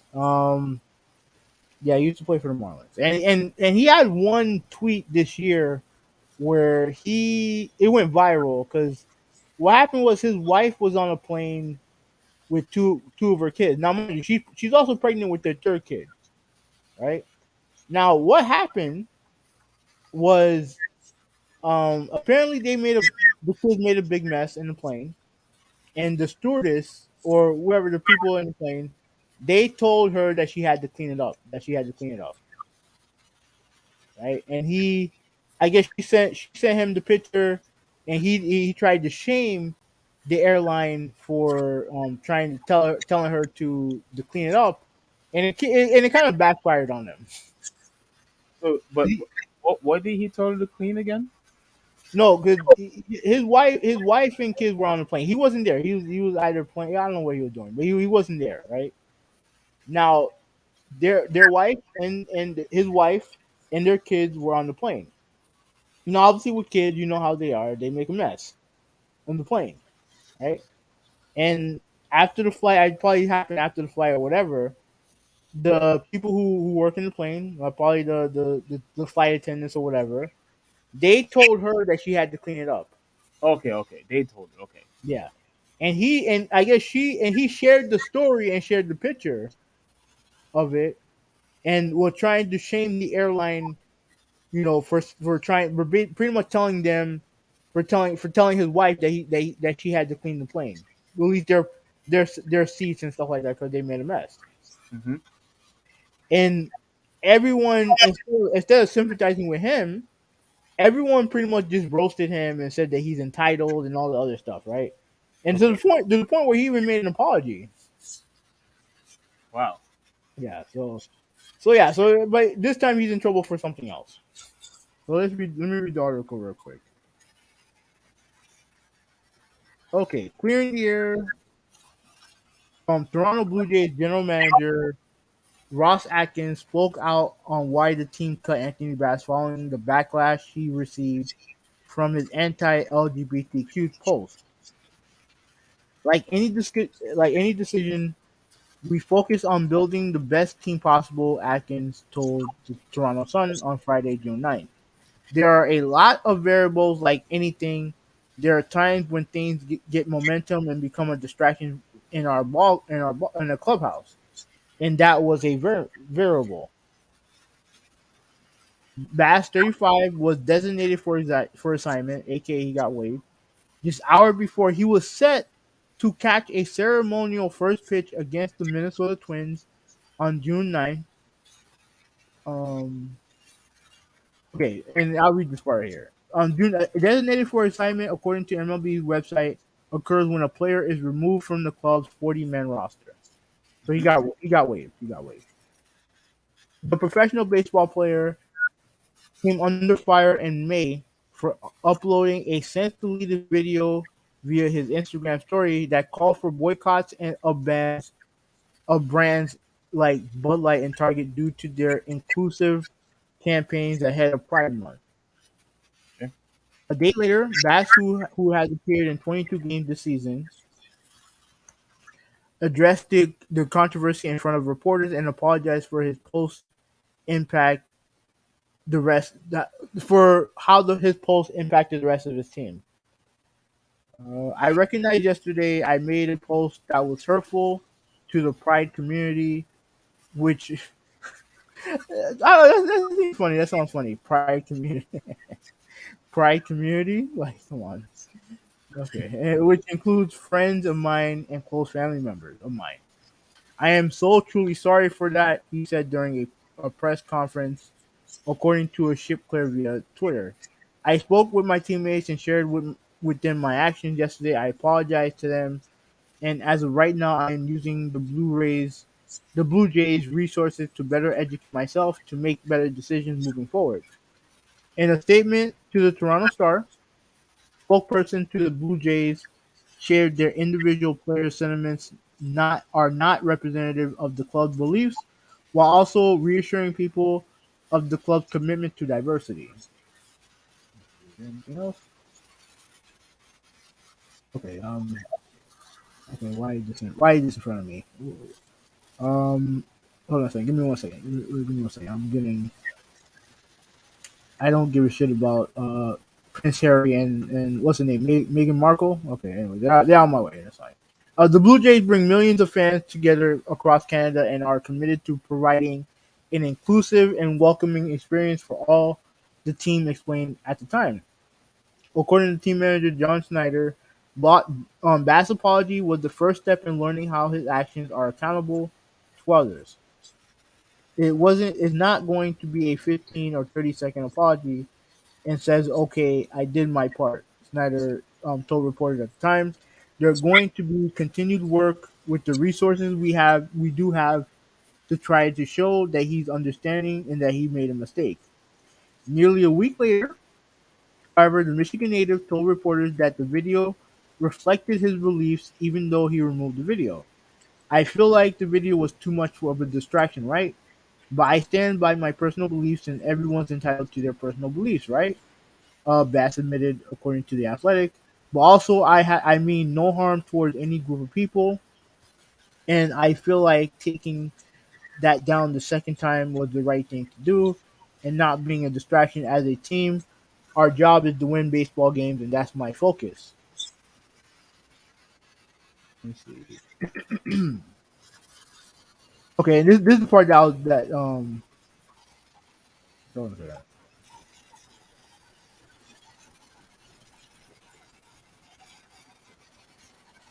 Okay.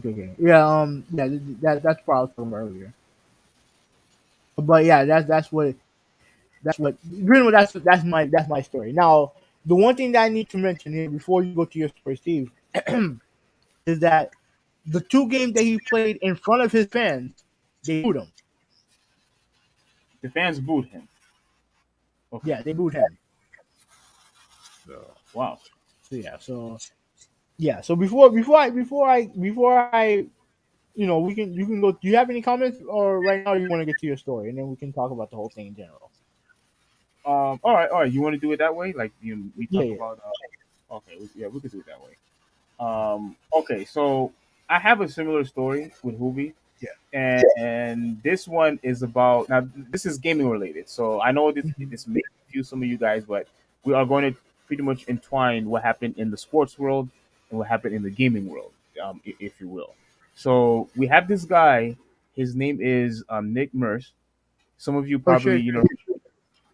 yeah, some of you probably heard what happened, but pretty much he is pretty much going through the same thing. What who's the baseball guy name again?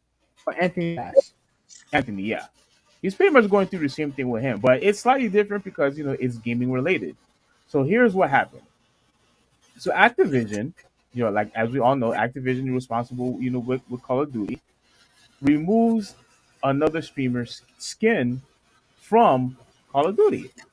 So here's what happened. Let's read this real quick, and then we'll give our thoughts and our commentary.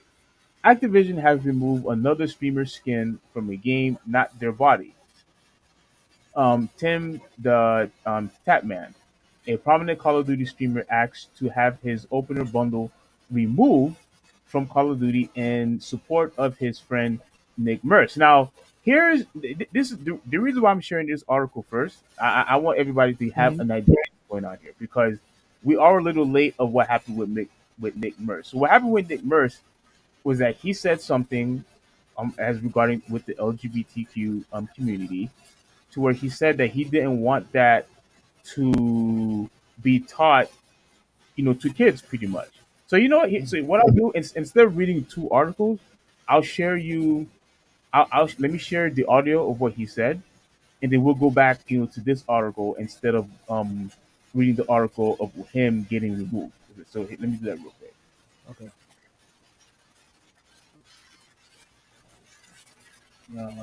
So let me share.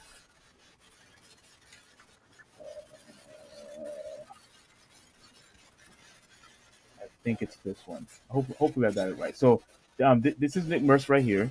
So this is Mhm. pretty much what he said. Parents brawling in front of a school with kids. I just didn't like it. My wife and I just had a baby, brand new father, but her and I agree that we want to be the ones to talk to our kid about things like that. I just don't think it's any place for a teacher or a school. I don't think it's the place to speak about things like that. I didn't mean to upset anybody. I know that I did. I'm not apologizing about the tweaks. I don't feel like it's wrong. which is sad. Okay. So I just want to do that real quick. So what he's talking about is pretty much sex, pretty much. Whether Mhm. it's being gay, being trans, anything that's involved with the LGBTQ community, he believes that that should be reserved, be taught in the household, from the parents, not in the school. Now, he got in trouble for that because he said that stuff should not be taught to kids. You have That's the only tweet? the actual tweet. No, I Yeah. only have I have the audio. You want to see the tweet? I don't Yeah, I think I do want have. to see it. I need context. I can't hear you. What you said? Yeah, I need context. I need to see the tweet. So what I'll do, I'll look for it. Okay. You continue. You can continue. Okay.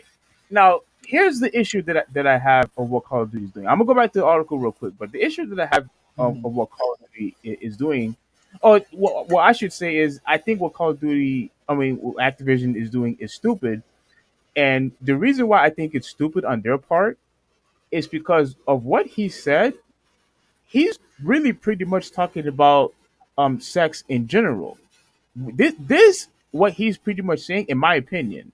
Now you could interpret it differently if you want, but in my opinion, I think he's actually being neutral when it comes to this topic. When it comes to this situation, I think he's being neutral because for me, gay or straight, I don't think you should talk about sex at all to kids. Now you could debate that with me if you think it's okay in high school. High school, I think it's pretty much okay to talk about that stuff.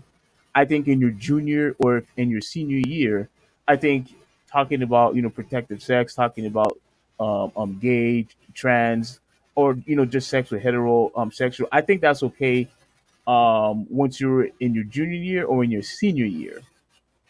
I think that's fine. But what he's pretty much saying in general, at all, gay or straight, you should not be teaching that in middle school or elementary school. That's what he's saying. So he's not being like or a homophobe or he's being a transphobe. That's not what he's pretty much saying. All he's saying is that he thinks that is reserved for parents, and because he's also a parent, he's applying his own kid in that situation. So Steve, I don't. Go ahead. can you repeat what you said? Because you were going. I was going in and out. I think you're doing the going in and out because I could barely hear what you said. But can you hear me now? Yeah, I did. I did. Oh, it looks like there's a delay between you and I. But before I say anything, Yeah. as far as everybody here on the chat, can you guys hear me clearly and can you hear Hoobie clearly? I want if anybody could please, I'll really appreciate if you guys could time in real quick and see if you could hear us clearly. who's having an audio issue. If you could tell us real quick. Okay, but what I was saying, Hoovy, was that Mhm. I believe I don't think he was really attacking the LGBTQ community. I think he was just talking about in a general sense that whether the person is gay or a trans or even if the person is straight, I don't think he wants that to be taught in schools at all, gay or straight. And I firmly believe that too because I have people would attack me, especially on Twitter, or you were transphobe, or whatever, whatever. And I tell them, look, I don't think even when it comes to heterosexual, you should teach that in school either. I think that stuff should be reserved for the parents, or at the very least, reserved when you are a junior or senior in high school. Because I think around that time you definitely are mature enough.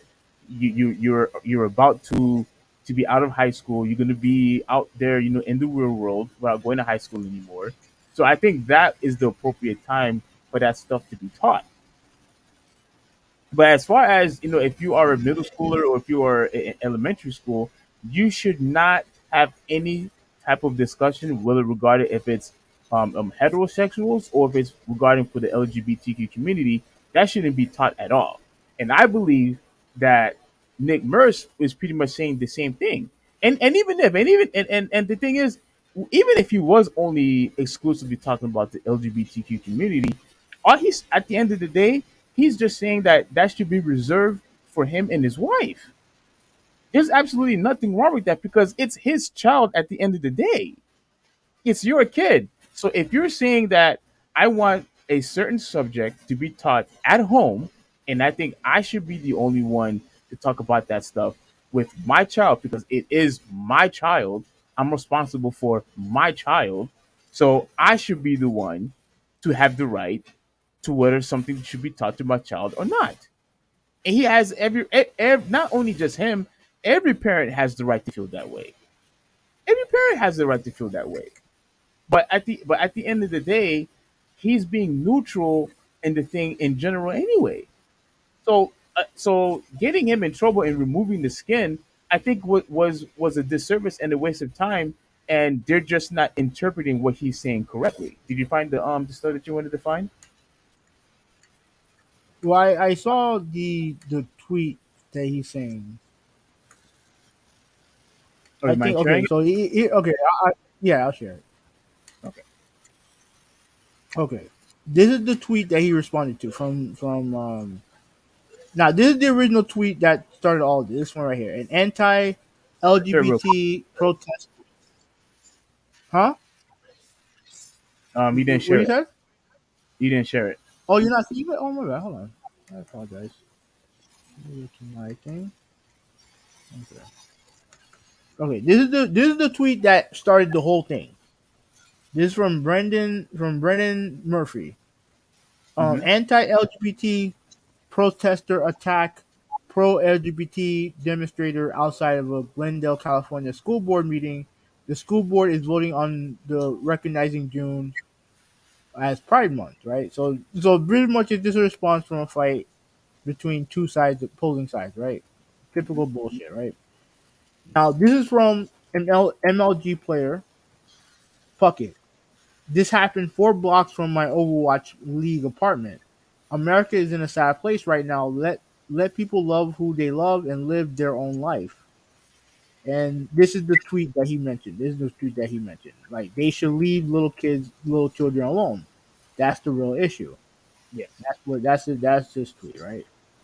And then everything just descends to chaos. Well, hold on. What did that guy say? Let me see. Oh, the response. Okay, who is they and what terrible act is everyone afraid of? I think hope the goal for most of them is to reduce children's suicides. This is done through acceptance and removing the stigma of feeling being different. Oh, As a come on. dad, He as a knows. dad, I'm struggling to see the harm. Gay doesn't equal pedo. Shit, I don't even think I should. I don't even think I should. I don't even think I should be saying that word. But anyways, all right. So yeah. What were you saying? Yeah. Yeah. Because he's like, oh, who is they? Like he knows who he's talking about. You know exactly who he's talking about. But I think, but the thing is, what people seem not to understand is that what he's saying. All he's saying is that he just doesn't want that to be taught in schools. Oh, let me respond to that because I think I learned about sex ed in fourth grade. They had my parents had to sign in order for me to be part of it. It was optional. Okay, It was optional. So I don't know why. I don't know why it's not optional now. I don't know why. Is it? they I don't know if it is or isn't optional. I don't know if it's still that way or not. I don't know. they taught you about sex in the fourth grade. Yeah. No, no, no, no, no. Be clear though. When you say sex, you just mean what's a male and what's a female, or do you mean the extra No, stuff? pretty much. They pretty much taught us how babies are made, basically, and why you feel the way you feel when it comes to certain women or men or well, boy or at least in our case, children or whatnot. Because like I said, my first crush was when I was 5. The first girl I had a crush on was when I was 5.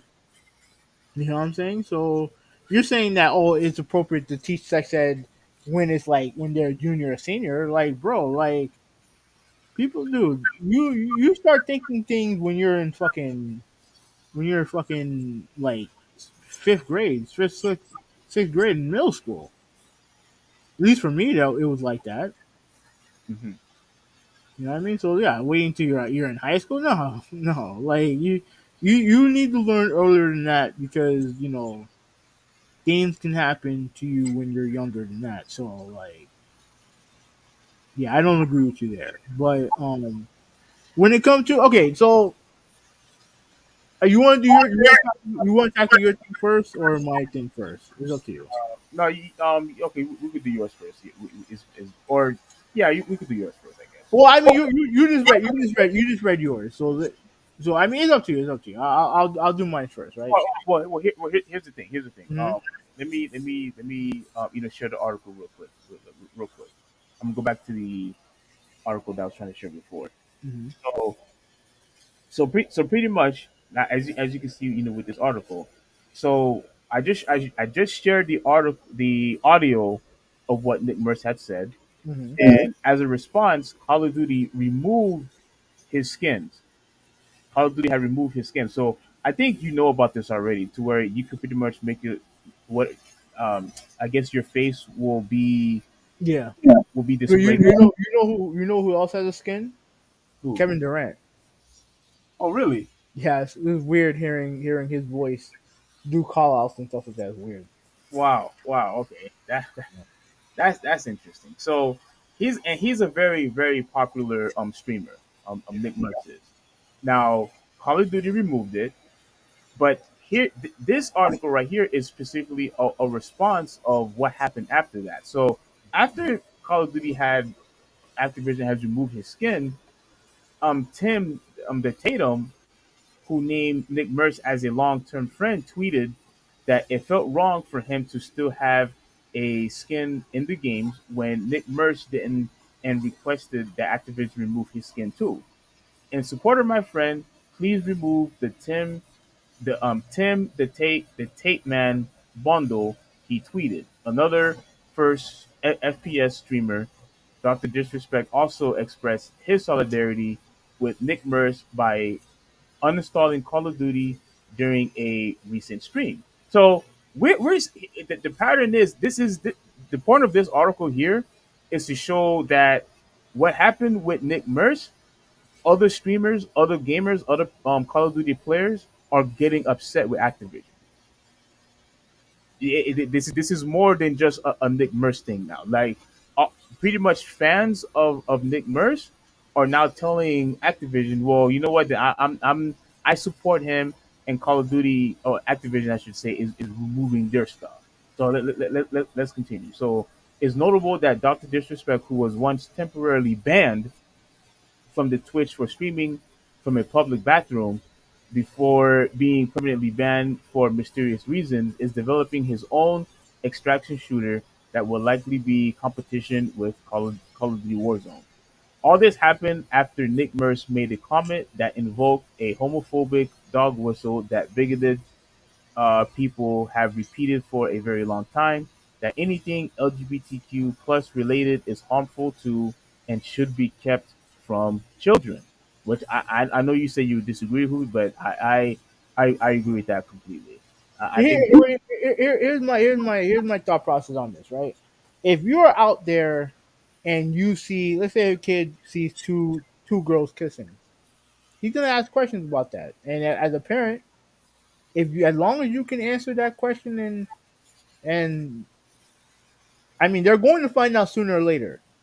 mhm, They're gonna find out sooner or later. And based on and based on my experience, the more you keep a kid away from something that you're trying to protect them from, when they discover it and they get hooked, then you're fucked.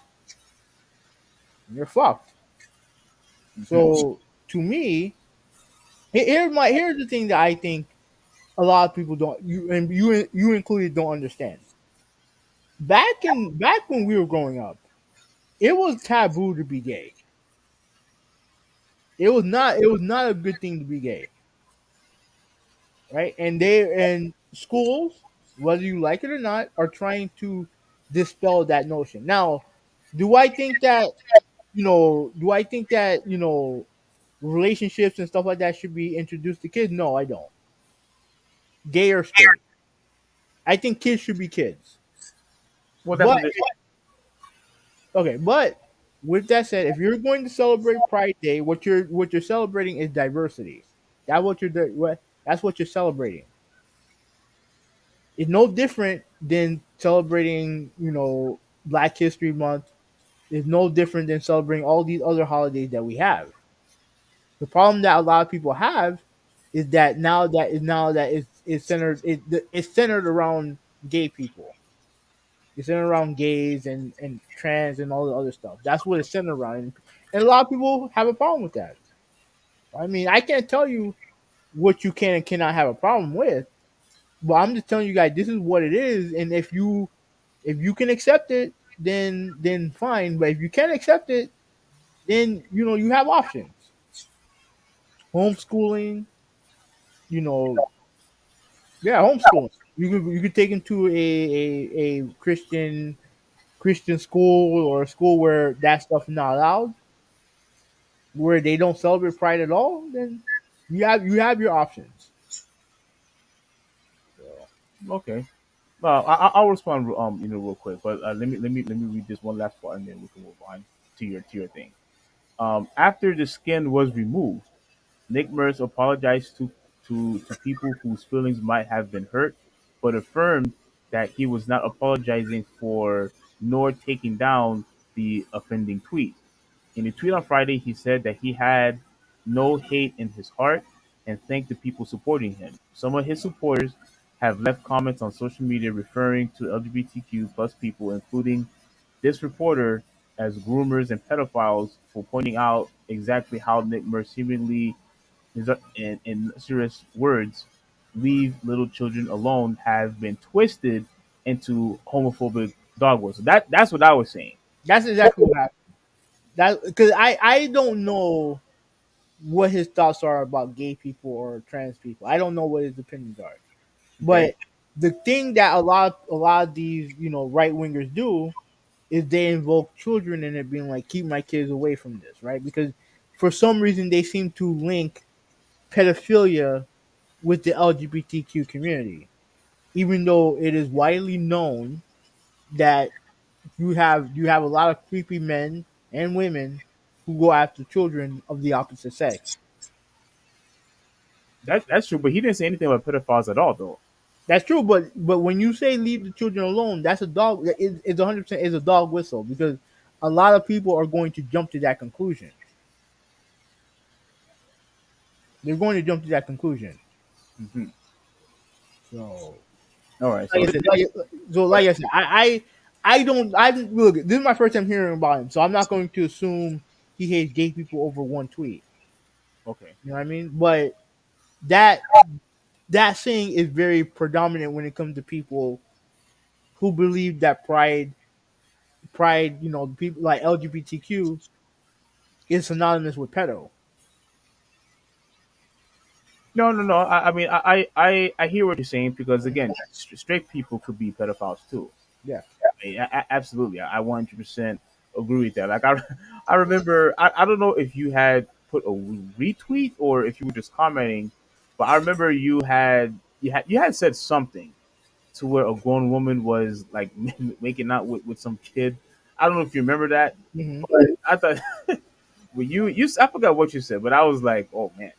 But what I all I remember saying is, oh, this would have been a bigger outrage if it was a guy doing that. Yeah. But anyway, it says here it seems possible that Activision might forego making skins based on real people in the future. It's a less it's a lesson the Blizzard side of the company has learned several times before, removing a World of Warcraft NPC based on a former employee accused of sexual harassment, renaming an Overwatch character and removing a skin developed for an Overwatch League player accused of sexual assault. Now, you see, when it comes to stuff like if you want to remove somebody skin or anything, ban them from from online because of sexual assault, things of that nature, I could understand that. But over a tweet where you probably didn't have the full interpretation or the full context of it, you're going to remove the guy's skin. I think they went too far. Like, look, you are a gaming company. You brought a service for everybody to enjoy. I mean, if you're going to start policing people, at least do it at the full extent to know exactly what he or she is talking about. You know what I'm saying? Like, and just like how you just said, you said some people might probably think of it as a dog whistle, but if you still don't know in full of what the guy is saying, why are you punishing him for it? I And mean, at the end of the day, you're gonna have more people starting to hate you, and more people are going to support him and say, well, you know what? Then take my stuff down too. And then you're gonna start having more and more gamers starting hating you and not supporting you and start boycotting you. We look, we've seen what's been going on with Bud Light.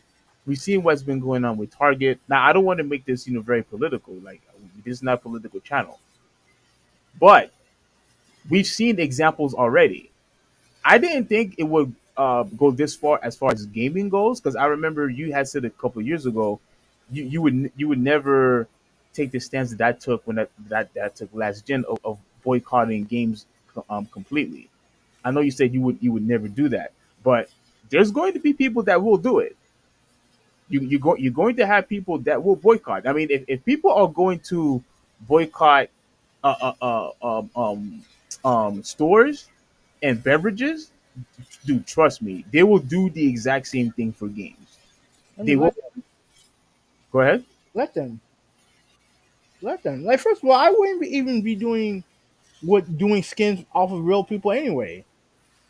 All you're doing is leaving yourself up for stupidity. Because if you're gonna do it for him, and like you said, you have skins of all these content creators, and if they do something stupid, you're gonna have to remove it. Yeah. It's so stupid. This. How about you be creative and create some actual people who don't exist? Create some new ones. Do something, or at least give us the option to make them or something. That's one. Secondly, like, I mean, look, like you mentioned Bud Light. I mean, look, I don't drink Bud Light. I don't drink Bud Light. I don't care. Like, Yeah. I go to Target, once in a while. I like Target a lot, and I don't give a shit what they sell at the store. I like, if I'm not buying, I'm not going to the store to buy whatever it is people are upset that they're selling. Hmm.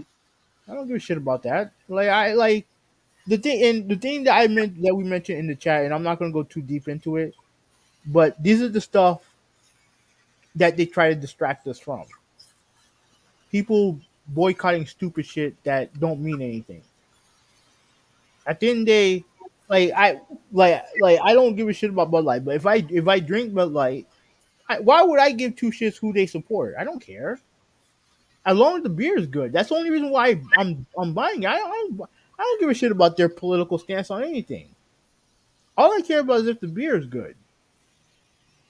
You know what I'm saying? Like, I don't care. Like, a lot of these minute stuff that people get upset about is like dumb. To me, it's dumb. I'm not interested. But when it comes to this guy, like I said, I don't like I don't know much about him. I mean, it is what it is. Like he'll be fine. Call of Duty it's not going away. Like trust me. Like dude, there's a lot of people who hate Call of Duty anyway. So more people hating them ain't gonna do shit. It ain't gonna do nothing to them. Now, according to now regarding the thing that I'm talking, my topic when it comes to Um, Anthony Bass, let me get back to that. And I mean, I'll to let you be respond. Go ahead. no, I was gonna. I just wanted to show the article real quick, so people Oh yeah, could yeah, have an yeah. idea. Go. Can you see it? Mm-hmm.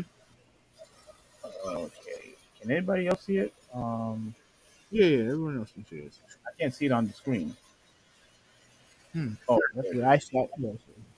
Okay. So yeah. So now I'm not gonna read the article, but so pretty much Call of Duty removes Nick Merckx. This is the original one where it's been a couple of days old now. It's been a few days old. So Mm-hmm. so they removed his skin. And we all know what happened. Why? We know why, because of the tweet. So like I forgot. This was the same tweet that you found. I Mm-hmm. completely forgot that I had the other tab for it. I just didn't look on top. But yeah. So again, so Nick Mersch, he has been removed, and what happened in the other article that showed more people are in support of him, and they have their stuff getting removed. So all I'm saying is, having that at the end of the day, I hear what you're saying. I hear what you're saying that we just here to buy beer, we just here to buy beverages. Like, who cares of what your political stance are? I hear what you're saying, but at the end of the day, though, if you are a company, you have to realize this, and this is the problem that I always said, that you have when it comes to having a business, whether it's beverages, whether it's the NBA, or anything. You have to keep in mind that regardless of what you believe in, the person who doesn't agree with your beliefs or believe with your stance still consume your products. Whether if you're gay, straight, a conservative, a liberal, a libertarian, whatever it is that you are, a believer or non-believer, all of those people drink Bud Lights too. All of those people play video games too. All of those people go to Target too and shop and play video games and whatnot, read comic books and all that other stuff. So if you are going to take a particular stance, you are alienating everybody else. You are. And you could, and I understand what you're trying to say, that well, you should have a nonchalant attitude and say, and have a who cares type of attitude, whatever their beliefs are. But Wait, if you are, wait, wait, wait. That's not what I said. I'm saying that it shouldn't matter. yeah, okay, right. You said it No, shouldn't no, no, matter. no. It's a different it's a different context because at the end of the day, I'm not going to Bud Light for my political opinions. Okay, I'm but not if going. I'm not going to Target just because I'd be like, oh man, this is the place where I don't have to deal with any gay people. Like, come on, bro. Like, at the end of the day, it doesn't fucking matter. but here's the thing: if people are going to Target and they see that stuff, at as soon as they walk inside the store, and they seeing that they're trying to constantly promote it, it's now they're saying, "Oh, I'm going to promote towards kids." Yeah, people are going to get offended by that, and people are not going to support it, and people are going to start boycotting. And the thing, Hoovy, it's working because both Target and Bud Light are losing money. That's fine. That's fine. Okay, so what I'm saying Fine. is, if you are smart, if you are a businessman or a businesswoman, you should be aware that your product is for everybody. So don't take a political stance. You should be taking a political stance at all because everyone is consuming your stuff. If you want people to consume your stuff, stay neutral. Listen, Pride Month is mainstream now. Whether you guys like to believe it or not, it's mainstream. So let me ask you a question. Let me ask you a question. If let's say, for example, let's go Walmart. Walmart doesn't acknowledge Black History Month. You gonna be okay with that? I'm fine with that. If they don't acknowledge Christmas, you okay with that? Yes. If they don't acknowledge Easter or what else? any other holiday. You're perfectly okay with that. Perfectly fine. So a store can just be the store 365 days a year, 7 days a week. No decoration, just be the same lame crappy store every single day. Yeah, yeah, that's perfectly fine. Because I could do that. I could do that at my church. I could do that, somewhere else.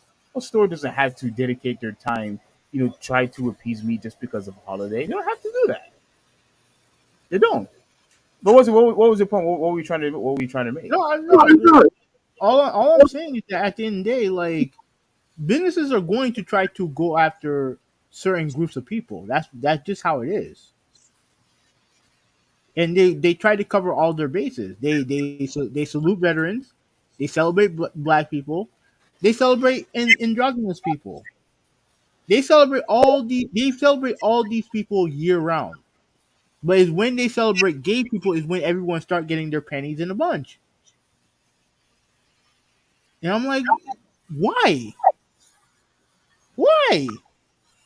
At the end of the day, like again, Bud Light was they're a beer company that wanted to support a trans person. Who gives a flying fuck? I don't care. As long as the beer is good, I don't give a shit. Then you have a bunch of people who not only you promote them by buying a whole bunch of their beer so that you can either shoot it or throw in the trash or whatever. Just you're just trying to gain attention. You're trying to go viral. If you legitimately didn't want to support the product, you know what you would do? Stop buying their product. But But that's no, a lot of these people, no, hold on. A lot of these people just go on social media because they want to get noticed. They want to be viral, and they be like, oh, this company sucks and all the other shit. Watch me shoot this shit and all the shit, trying to gain attention. When all you really got to do is just don't do the right thing. Just don't buy it. At the end, just don't buy it. You say that people are not buying Bud Light, people are not going to Target. Hey, perfectly fine, perfectly fine. But the thing is that when you say that, you can't divide people, you have to support everybody. They already do. They support everybody. They support everybody. They do all these holidays. They do all this stuff, all these decorations for New Year's, for Fourth of July, for Black History, for all these people, for veterans. Everyone gets a seat at the table, but when gays do, that's when you guys get upset. That's what I don't understand. well, it's because it's the reason why people get upset over it because I let's know be why. real. I know, I'm not gonna say why, but I know why, and secretly you know why. Let, But let, let, let, I'm not gonna say. I'll let you talk. I'm not gonna say. But I'll let you talk. let's be real here. We Mhm. all know that at the very least most people celebrate Christmas. We all know why people celebrate Christmas. We all know why people celebrate Veterans Day and to support of our veterans, for serving and for protecting us. We know why people celebrate 4th of July because all of those things that you had named is mainly universal. All of it. LGBTQ when it comes to LGBTQ is not. It's specifically and solely only for gay people who a lot of people, including myself, don't support. And of course, when people don't support it, why should they go along with it? Why? I don't support Veterans Day. I don't Okay, support Veterans Day. So what? Like that's again, fine. it's not it's not a knock on the veterans, but I don't support Veterans Day. I don't look at it as a big holiday. Okay, that's fine. But you still acknowledge them. You still appreciate Just like I acknowledge gay people. you appreciate that we have Just military to just like I acknowledge gay people. just the same Why? No, go ahead. Go ahead. how you acknowledge the fact that we have the military to protect this country, right? Yeah, yeah. Okay. Okay. But I also acknowledge gay people because I know several gay people in my life who I respect. Okay, that's fine, but that's fine. But people, the difference between that and the difference between veterans or Christmas or whatnot, we have people who just don't support that type of lifestyle. People think it's abnormal. People think it's wrong. People think it's immoral, and people think it's a sin, which is That's actually fine. is, and it's a fact based on what the Bible says. Now, I'm not going to get all religious here. I'm not going to preach, but based on what the Bible says, it's an abomination. And if we are going to stand by that position, we are not going to support it, and we're not going to tolerate it when it's being promoted in the stuff that we like to buy in our lives. You know what That's I'm saying? fine. But everything I said, That's but a- everything I said, but that's the but difference between that and Veterans Day or no, Christmas, or that's a different for you. That's a different for you. that's a That's a big. different. No, that's a different for you. It's not different for me. It's not the same thing. No. It's not the same thing for you. It's not, but to me, At it's all. it's all relative because all it is at the end of the day is just companies covering all their bases. That's it. And if I know that, why am I gonna get so upset over gay people getting acknowledged for a month? Why would I care? Legitimately, why would I care? Because at the end of the day, I still have my life to live. Why should I care? Go ahead. I'm happy for you. I'm happy for you. Now let me go buy my beer. Like you guys let the most simplest shit affect your lives so much when it don't have to be that way. But if it's constantly being pushed down our throats, yes, people are going to get pissed off about it. Because like that, don't play dumb, Hoovy. You know that you and I, especially me, we don't drink beer here. We don't. I mean, people still laugh at me till this day because the closest thing I'll drink is wine coolers. But at the end of the day, Hoovy, although that you don't drink beer, although that you don't read comic books, but guess what? You know, you've been noticing that people have been complaining that they're constantly pushing this LGBTQ stuff everywhere. And people are getting tired of it, especially of the simple fact that we don't support that type of lifestyle. And so because we don't support it, people don't want to see it. So what is wrong of just staying neutral? That I don't see what the problem is. The it's not that's not what it's not neutral. It's not because what it is just basically it's the same shit that I've been saying from day one. You guys don't want to acknowledge gay people because you don't like the fact that they exist, and you use the dog whistles, you use all the coded language to exhibit that. At the end of the day, they exist, and you have companies who are going to try to appeal to them. At the end of the day, it is what it is. So why would I, if I know what it is, why would I get so upset over it? Okay.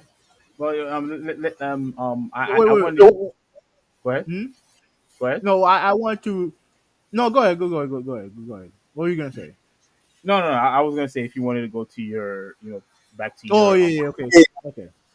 The only problem I have with this situation is with Anthony Bass, right? Like, cause look, I looked up his stats. He wasn't very good.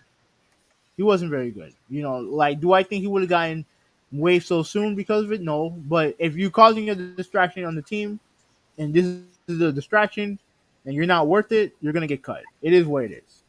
But here the only thing that I saw here that I was confused by was from him. Let me see if I can find the part of the article. Right. Let me see. Let me see. Where is it at? Okay. Okay. All right. Then I think. Let's see. Okay.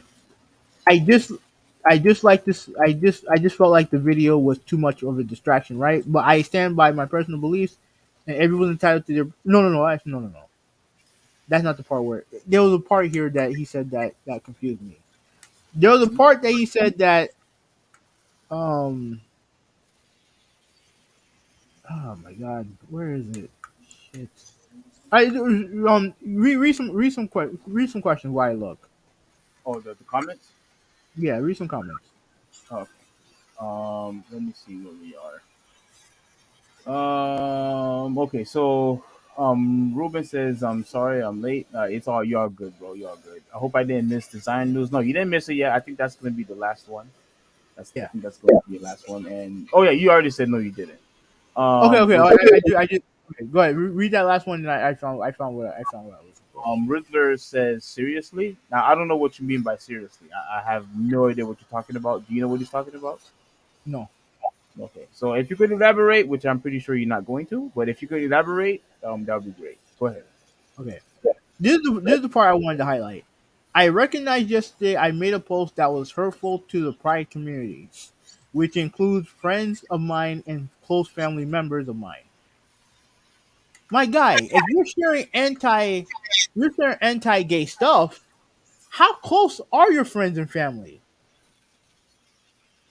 Realistically, you're saying, "Oh, I have gay friends, I have close family members," but yet you're sharing anti-gay posts on social media. So how close are you to your friends and family? Wait, hold on. So you saying that he's not that close because of his tweets? Yeah. Would I look? Let me ask you a question. If I had a sister who was if one of my sisters was like obese, right? Would I really go on social media and be like, "Oh, I hate obese people. I hate fat people." People would then look at pictures of my sister and be like, "Wait a minute, you don't like obese people, but you have your sister's obese. What's going on there?" Hmm. It's still like you shared this shit, and yet you're saying, "Oh, I'm sorry if I hurt my friends and family who are also gay." The fuck are you talking about? Clearly, you don't give a shit. Clearly, you don't care. Clearly, you don't care. The fuck? Like, clearly, you don't care. Now I'll be real with you. Even if I had friends and family who were gay, I'm still gonna say what I want to say, and I'm gonna say that it's still an abomination, and that is something that shouldn't be tolerated. God doesn't like it, and therefore I don't like it either. I'll All right, continue to say these things. that's perfectly fine. Okay, okay. That's Just perfectly fine. But I mean, saying this makes no sense to me. Like if you know what you're doing, you're gonna be like, "Oh, I recognize yesterday." No, you recognized it when you fucking did the tweet. The fuck, what is there to apologize for? You are who you are. Cut the crap. well, I mean, at the very least, if you continue on, he said that he apologized. He went to his team. He apologized to his team, and he said he's going to educate myself to make better decisions moving forward. That's he's Oh, taking responsibility. Holy 186. kiss my ass with that bullshit. We all know that's not true. So I just don't understand how you would have family members who are like that, and yet you would still tweet out the stupidity that you tweeted. It don't make no sense. You knew exactly what you were doing. mhm. Don't use the family and friends thing as a cushion. Be like, I wish I would not have hurt them. Fuck out of here. You know exactly what you're doing. So your stance is that he's wrong for what he did. Whether you're wrong or not, it is what it is. You got fired because of it. Like it is what it is. I mean, it is what it is, man. Like if you were better, you would still been on the team. So I mean, it is what it is, man. All right. So Malta said, when I was in kindergarten, we learned how to pronounce the alphabet, how to do a crossword puzzle, not how to bang chicks. Under And now, now I wanted to share something real quick because you said so. I don't remember anything about sex when I was in elementary school. mhm. The only thing I remember is when my former teacher, I think his name was Coach Miller, where he taught about the vagina and the penis and how to put on a condom. I was either a junior or a senior that year. Mhm. He taught us about safe sex and things like that, which I think the only reason why I think that's it's appropriate is because people in high school are having sex anyway. I'm pretty sure you remember all the girls that got pregnant while we were all in high school. Mhm. That stuff happens anyway. So I do believe that in high school it is an appropriate time so stuff like that doesn't happen. When I was a kid, like Malta said, all I was learning was my ABCs, my one two threes, and my color, and learning how to read, etc., etc. No sex involved whatsoever, gay or straight. What exactly is the subject? Sexual intercourse or gender studies? I think it's all of Uh, yeah, yeah. And Dolfo said that I also needed to sign approval for sex education. Yeah, that's what I did. I Malta said, go ahead. yeah, I just don't remember. So Yeah, like Malta said, he took that course in fifth grade. Chris said that small children shouldn't be playing Call of Duty anyway. Chris, Garcia, what's going on, bro? I always appreciate you, man. As far as you're saying kids should be playing Call of Duty anyway, look, bro, that stuff has long been has sailed a long time ago, bro. When I was in the third grade, I was in the third grade or second grade when when Mortal Kombat first came out. They had fatalities on there. So as we were all little kids, this has happened for in the beginning of games were created where something was very violent. Kids were playing violent video games. I mean, so I hear what you're saying, but even our friend, Joe, he allowed his kid to play Call of Duty all the time, and whatever if it's fighting games or whatnot, he allowed him to all the time. And there's somebody here who I also know who allows. I'm not going to name the person who allows his nieces when they were younger to play Mortal Kombat games. I think this stuff is You universal. talking about me, yeah. Because I played Mortal Kombat when I was a kid, and I didn't know any. So, Oh, your audio went out. What you yeah. said? I mean, I played Mortal Kombat as a kid, and I didn't kill anybody. 'Cause But I yeah, didn't. I mean, yeah. I played Mortal Kombat. I played what's that game called? That Eternal Champions. That was yeah, also a very violent game. Resident Evil when I was young. Those were very violent games. So I mean they were all over the place. yeah, yeah. Ruben said that I'm more of a Battlefield person anyway. Yeah, but Battlefield is good. I really made. I'm really more of an anti-microtransaction person. At least when it comes to skins, bring me Doom and Unreal Tournament over Fortnite and call it any day. Yeah. Agree with that. Yeah, but you're not gonna get those games no more. You're gonna get nothing but COD and Fortnite. 'Cause those are the popular games. Well, isn't Overwatch a isn't aren't they coming out with a new Overwatch game? They already came out. Oh yes, Mm, it already came out. So yeah, yeah, a lot of people pissed off about it. had beef about it. Hmm. What you said? Yeah, yeah. The game has a bunch of problems. Oh, that's Photoshop. Like Ruben says, I don't look at beer to have my political opinions either. Yeah, like, I'm not looking to Bud Light to be the morality police. Just make a beer. That's it. Full beer cans make cool targets, though. That's true. I think the Bud Light commercial was so lame. But if I wanted to drink a Bud Light, I would still drink it. Okay. Okay, all that is fine. Ruben and Malta, all that is fine. Like if you feel like that stuff doesn't affect you whatsoever, that's all in good and dandy. But what I'm trying to tell you guys is that it doesn't. You could see this from all the examples that we've talked about. This may not be a political channel, but we've seen it with Bud Light, we've seen it with Target, and now we're seeing it with Call of Duty. I'm trying to tell you all, including who we went to six here, that the more you continue to push this LGBTQ stuff, the more people are no longer going to support your stuff.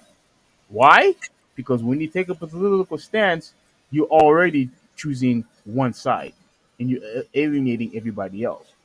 You know what I'm saying? Now, and as far as Activision, all if I'm concerned, look, they just need to just do what they have to do. Stay neutral and design games for everybody. That's what Bud Light should have done from the get go. That's what Target should have done from the get go. Just don't focus anything political. Just make your stuff for everyone, and then everything will be fine. Okay. Um. Okay. So last topic of the day, the main event is Zion Williamson. Oh man. Do you want to go first, or do you want me? Let me explain what happened. Okay. Okay. So when did this happen? About a week ago, he and his girlfriend did a very just minute, kind of just under the radar, not under the radar because it did post on social media. They did a gender reveal, right? Because they revealed that she was pregnant and that she was having. Do you know what their baby is, a boy or girl? I think it's a girl. Okay, so they did that, right? And then all hell broke loose. All hell broke loose.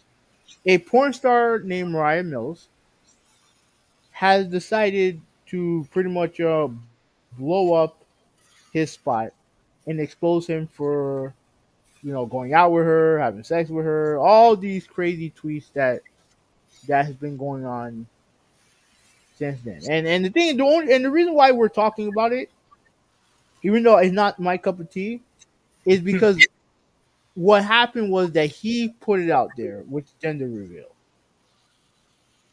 He turned it into news because he did the gender reveal, and then she posted all these posts, and she seemingly have receipts. She seemingly has receipts because the some of the pictures that she showed was a certified had a certified check with Zion Williamson name on it, and the only way you can get certified is they know that's you. So it is obvious that he slept with this woman. It's obvious. Yeah, of course. So pretty much as it stands right now, I think she's still tweeting, but he hasn't show us the tweets. There's too many to show. What I can do is I can show you where her tweets are still up. They're not down. Yeah. You Her talking tweets are still up. They're not down. about Mariah Mhm. Mills, right? You talking about Mariah Yeah, Mills, right? Yeah. yeah. Her tweets are still up. So yeah, she doesn't seem interested in taking them down. So I know that she has said that she's been threatened by the family. Um, yeah, she posted a whole bunch of stuff. She posted a whole bunch of stuff on there. My opinion on it is this, right? At the end of the day, like, he's an idiot for This guy for not crazy. for Okay. not for not stopping this when they should have stopped.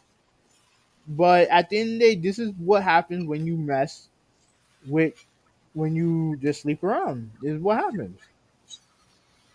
When you sleep around, this is what happens. Like, I don't really have much else to say after that, but like there's I will have I have a couple of things, and the article is right here because Malta said yeah. what's the tweets, and this article will pretty much share at least some of it. I don't think it has all of it, but it has some of it. So Mariah Mills posts alleged Zion text as pregnancy drama continues. So just real quick, because I know you have to go. So the 32-year-old porn star and OnlyFans content creator continues to post the New York Orleans Pelican star in an unanswered diatribe since the 22-year-old NBA All-Star announced his girlfriend Kima was pregnant with a baby girl, Oh, it's whom very, is expected in November. Um, yeah. Mills has alleged that Wilson was also sexually involved with her, revealing explicit details about their alleged relations over the past week. In multiple tweets on Saturday night, Mills posted alleged text exchange between her and Wilson, in which she says the All Star has ruined her life. So, what is she talking about here? So, this is what she's talking about. So, there you go, Malta. These are some of the tweets here, and this is Mariah Mills. the porn star, who she said, "All you do is lie, Zion. I hate you. Um, delete everything and we'll talk. But come on, come on, for real? Question mark. And then here you go. You ruined my life. You lie to me all the time. You have a baby. Go be a father. You're not my king no more. So why are you doing this? This is. I'm assuming this is Zion, Yeah, guys. yeah. It's obviously Zion. It's obviously him. It's obviously him. So it goes on, Malta. It goes on. I'm doing this a request for you. Hmm. I don't love you anymore. I genuinely loved you, Zion Wilson. All you care about is saving face to the media. You don't care about feelings. Enjoy your new life with the fake, cheap, fake. Um, she's so fake. She ran to social media to boost her ugly. I mean, to boost that she Your baby father, clout so chasing so she can't even whore. spell. She can't spell. Baby father, cloud chasing whore. Delete that stuff. Delete that stuff, and I got you. So yeah, so you could continue on and on and on, and you can see the rest of the tweet on Twitter. Here's the thing. What I said in our private chat, and I want to say it on here, Hmm. right? And what I have to say is, to me, I think this is all BS. All of this is a sham. Why do I say that? I say that because I think this is just me speculating, but I personally believe that the only reason why that she's pregnant, I mean, the only reason why that she's upset is because she didn't get pregnant, but the other chick did. I think she was all here, for the money. Hmm. I think this was all for if she had gotten pregnant, she knew that she would be set for life, and she missed the golden opportunity to get a bit to get pregnant from Zion, and now Zion is going to spend his time and his money with the stripper chick instead of her. And I think that's what this is all about. I don't believe that she's upset or she cheated on him, because even who 186 here said that there's absolutely no way you could have thought that knowing that you were the side chick. Or you said something to that effect, right? Yeah, like I said, that there's no way in hell. If you guys were together, you would be public. Now, again, I understand that that that Zion seems to be a private person when it comes to. I don't follow him on social media, so I don't know if anyone knew that he had a girlfriend or whatever. I don't know. But if you two are not seen together, you're the side chick. And I know for a fact that she knows this. She can't be that dumb.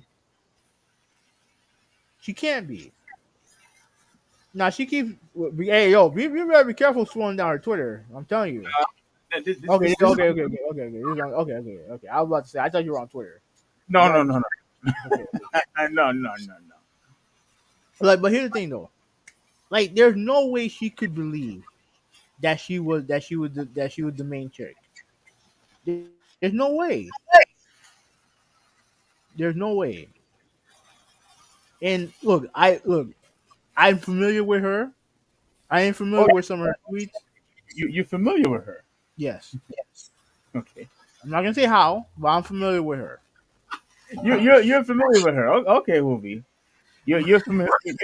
You are deeply familiar, with this chick. You know who she is. You Yeah. know what she does. You're familiar with her, Hoovy. I'm not gonna go into any further details, but I think we all have I'm comments. not. I'm not either. So, I think I but think I think everybody is aware of what you're trying to say. hey, look. At the end of the day, here's the deal, right? She is not innocent in all this. Not even a little bit. I know for a fact. I know she had. I like I said, like I mentioned in the chat, she's had a domestic issue before with a guy she was, fucking with, and I mean, she's claiming that she's known Zion for a long time, that she's been with him for a long time. So where did this situation with you and the other guy come from? Like, come on. I know. Look, she keeps saying that. Oh, she's more reserved in real life. I don't know about that. Some of the videos I've seen will go counter to that. Yeah, I'm not Yeah. talking just porn videos. I'm talking about actual videos. Other stuff would go counter to that. But at the end of the day, if you're Zion, first of all, why are you still talking to? Why are you still talking to her? You talking about Why Zion are you now? still talking to her? Yeah, Yeah. like if you legitimately was upset about what she's doing, you would be getting your lawyers on the phone right now. Hmm. But it don't seem like it don't seem like it don't seem like he wants to do that. And I mean, at the end of the day, people are gonna be who they are, and at the end of the day, you can't stop it. So if he's gonna continue to mess with her and stuff like that, I mean, by all means, be my guest, bro. But it's not gonna end up good for you. I mean, it is what it is. And to me, like what a lot of people have been saying, what they were, what people have been saying is, oh, so instead of trying to stay healthy, instead of trying to get better, what you've been doing is spending your time, with porn stars and with strippers. That's what you've been doing. And look, like Hoovy had said, Hoovy doesn't like talking about people's personal lives and things like that nature. The reason why I want to is because I think it would make would be good content, and it also allows us to to speculate a little bit more of what's been going on if it affects the individual's the player's game. You know what I'm saying? Like it could in a good way or a bad way. But at the end of the day, though, Zion doesn't have any standards, in my opinion. Yeah, like I don't know what is the deal of out of all the women that you could have been with, out of all the women that throw themselves at you, you want to get yourself involved with a stripper and a porn star, and look where that got you. All this drama that's happening to you now, all the memes that you're getting now, all the crap, the talk, the talking, people talking trash about you now. It's embarrassing. It's embarrassing, and people are saying that they're revealing other videos that you have been getting involved with, with these porn stars. Like, what is it that you're doing with your time, bro? Like, look, I am for people could do whatever they want with their money, but don't get upset when people start making fun of you, and don't get upset when people start speculating. Don't get upset when that stuff goes public. Every I understand that we all have our little demon in the closet somewhere. I know everybody has something that something to deal with, if you will. But at the end of the day, once it gets public and people make fun of you, don't get upset about it. You have to own what you did. And to me, he's focusing way too much on this stuff than actually focusing on basketball. That's just my opinion. I Uh, know. yeah, I don't agree with that at all. I know you was going. And I know what your stance is going. I know what you're going to say. You're going to say, "Oh, that has nothing to do with basketball." Yada yada yada. You don't know if he was just focusing on that towards basketball. Whatever, whatever. All I'm saying is, it's clear that he is dedicating more of his time doing his other extracurricular activities than getting in shape and being prepared for basketball. That's my opinion. If you disagree with that, that's fine. But like I said before, I think now that this is in public, it is fair for people to speculate of what Zion has been doing, and if they believe he's not taking basketball as a priority. That's all.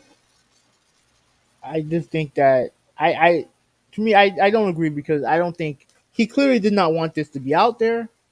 Like I said, I don't know how he's dealing with this, but to me, this the idea that okay, so if he was averaging 27 and 10 and 9 and they were in the playoffs and he was spectacular and this come out, then what are you gonna say?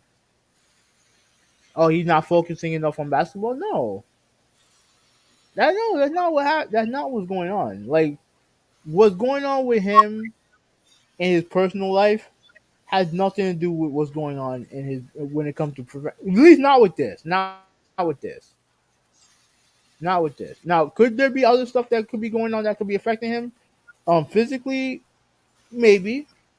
But when it comes to this had nothing to do with this had nothing to do with the other. What it is just lazy analysis. That's all. It's just lazy analysis, right?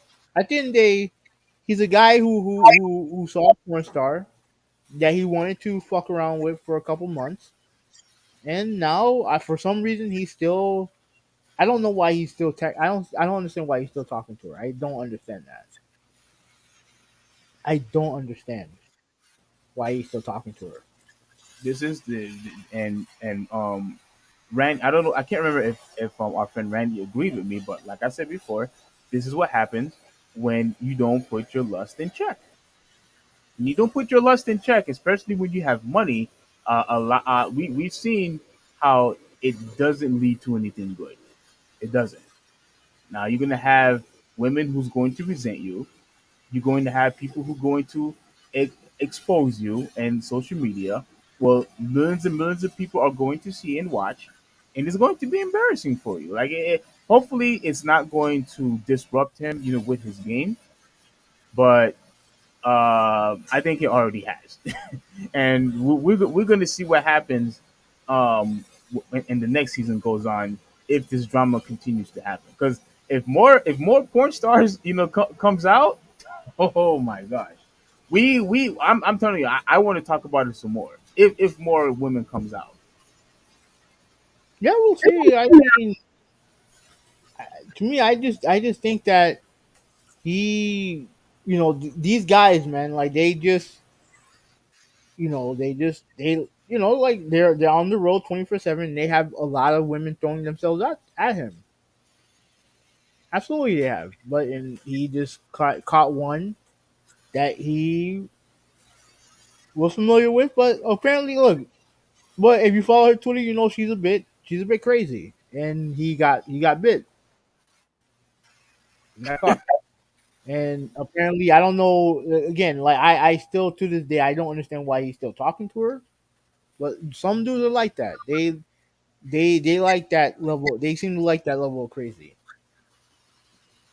Me, I don't get it. She's pretty enough as it is. She's not ugly. She's a little bit too fake for my liking. to me too. But honestly, it's her attitude, which is what I don't vibe with. But some niggas like that, and if that for that, more power to them. I just can't vibe with that.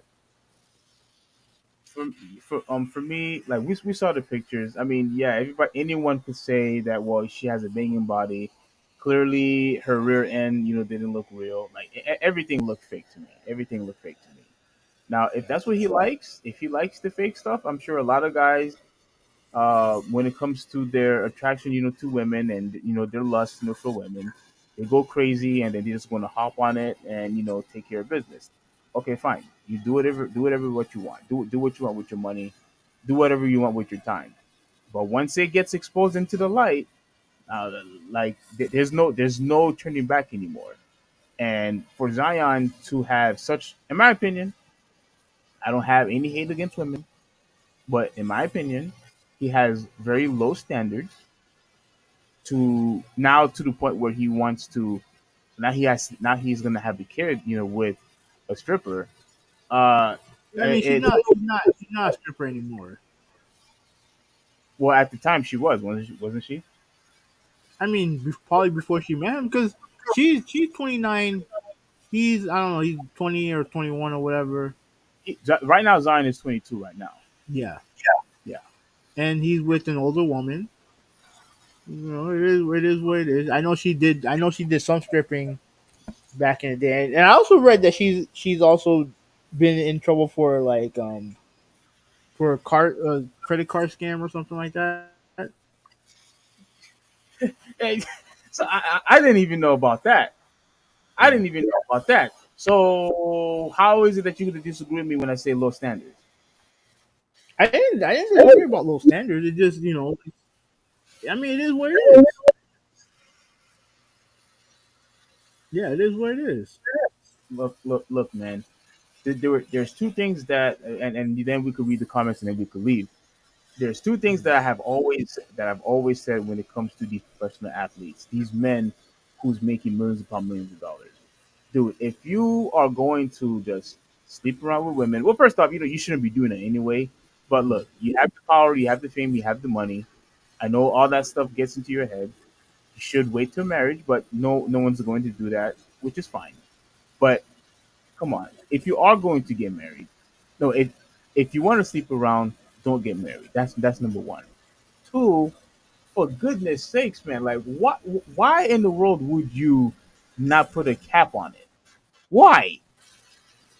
Like why? Especially if you're going to be messing with a porn star at that. And speaking of that porn star, I also want to call her for her hypocrisy because she was talking about how he was sleeping with with that chick, and that was dangerous, and blah blah blah because we was having sex with no condom. Like cut the crap. You were doing the exact same thing. You were doing the exact same thing. So cut the crap. Not just on camera, off camera also. Exactly. So cut the crap.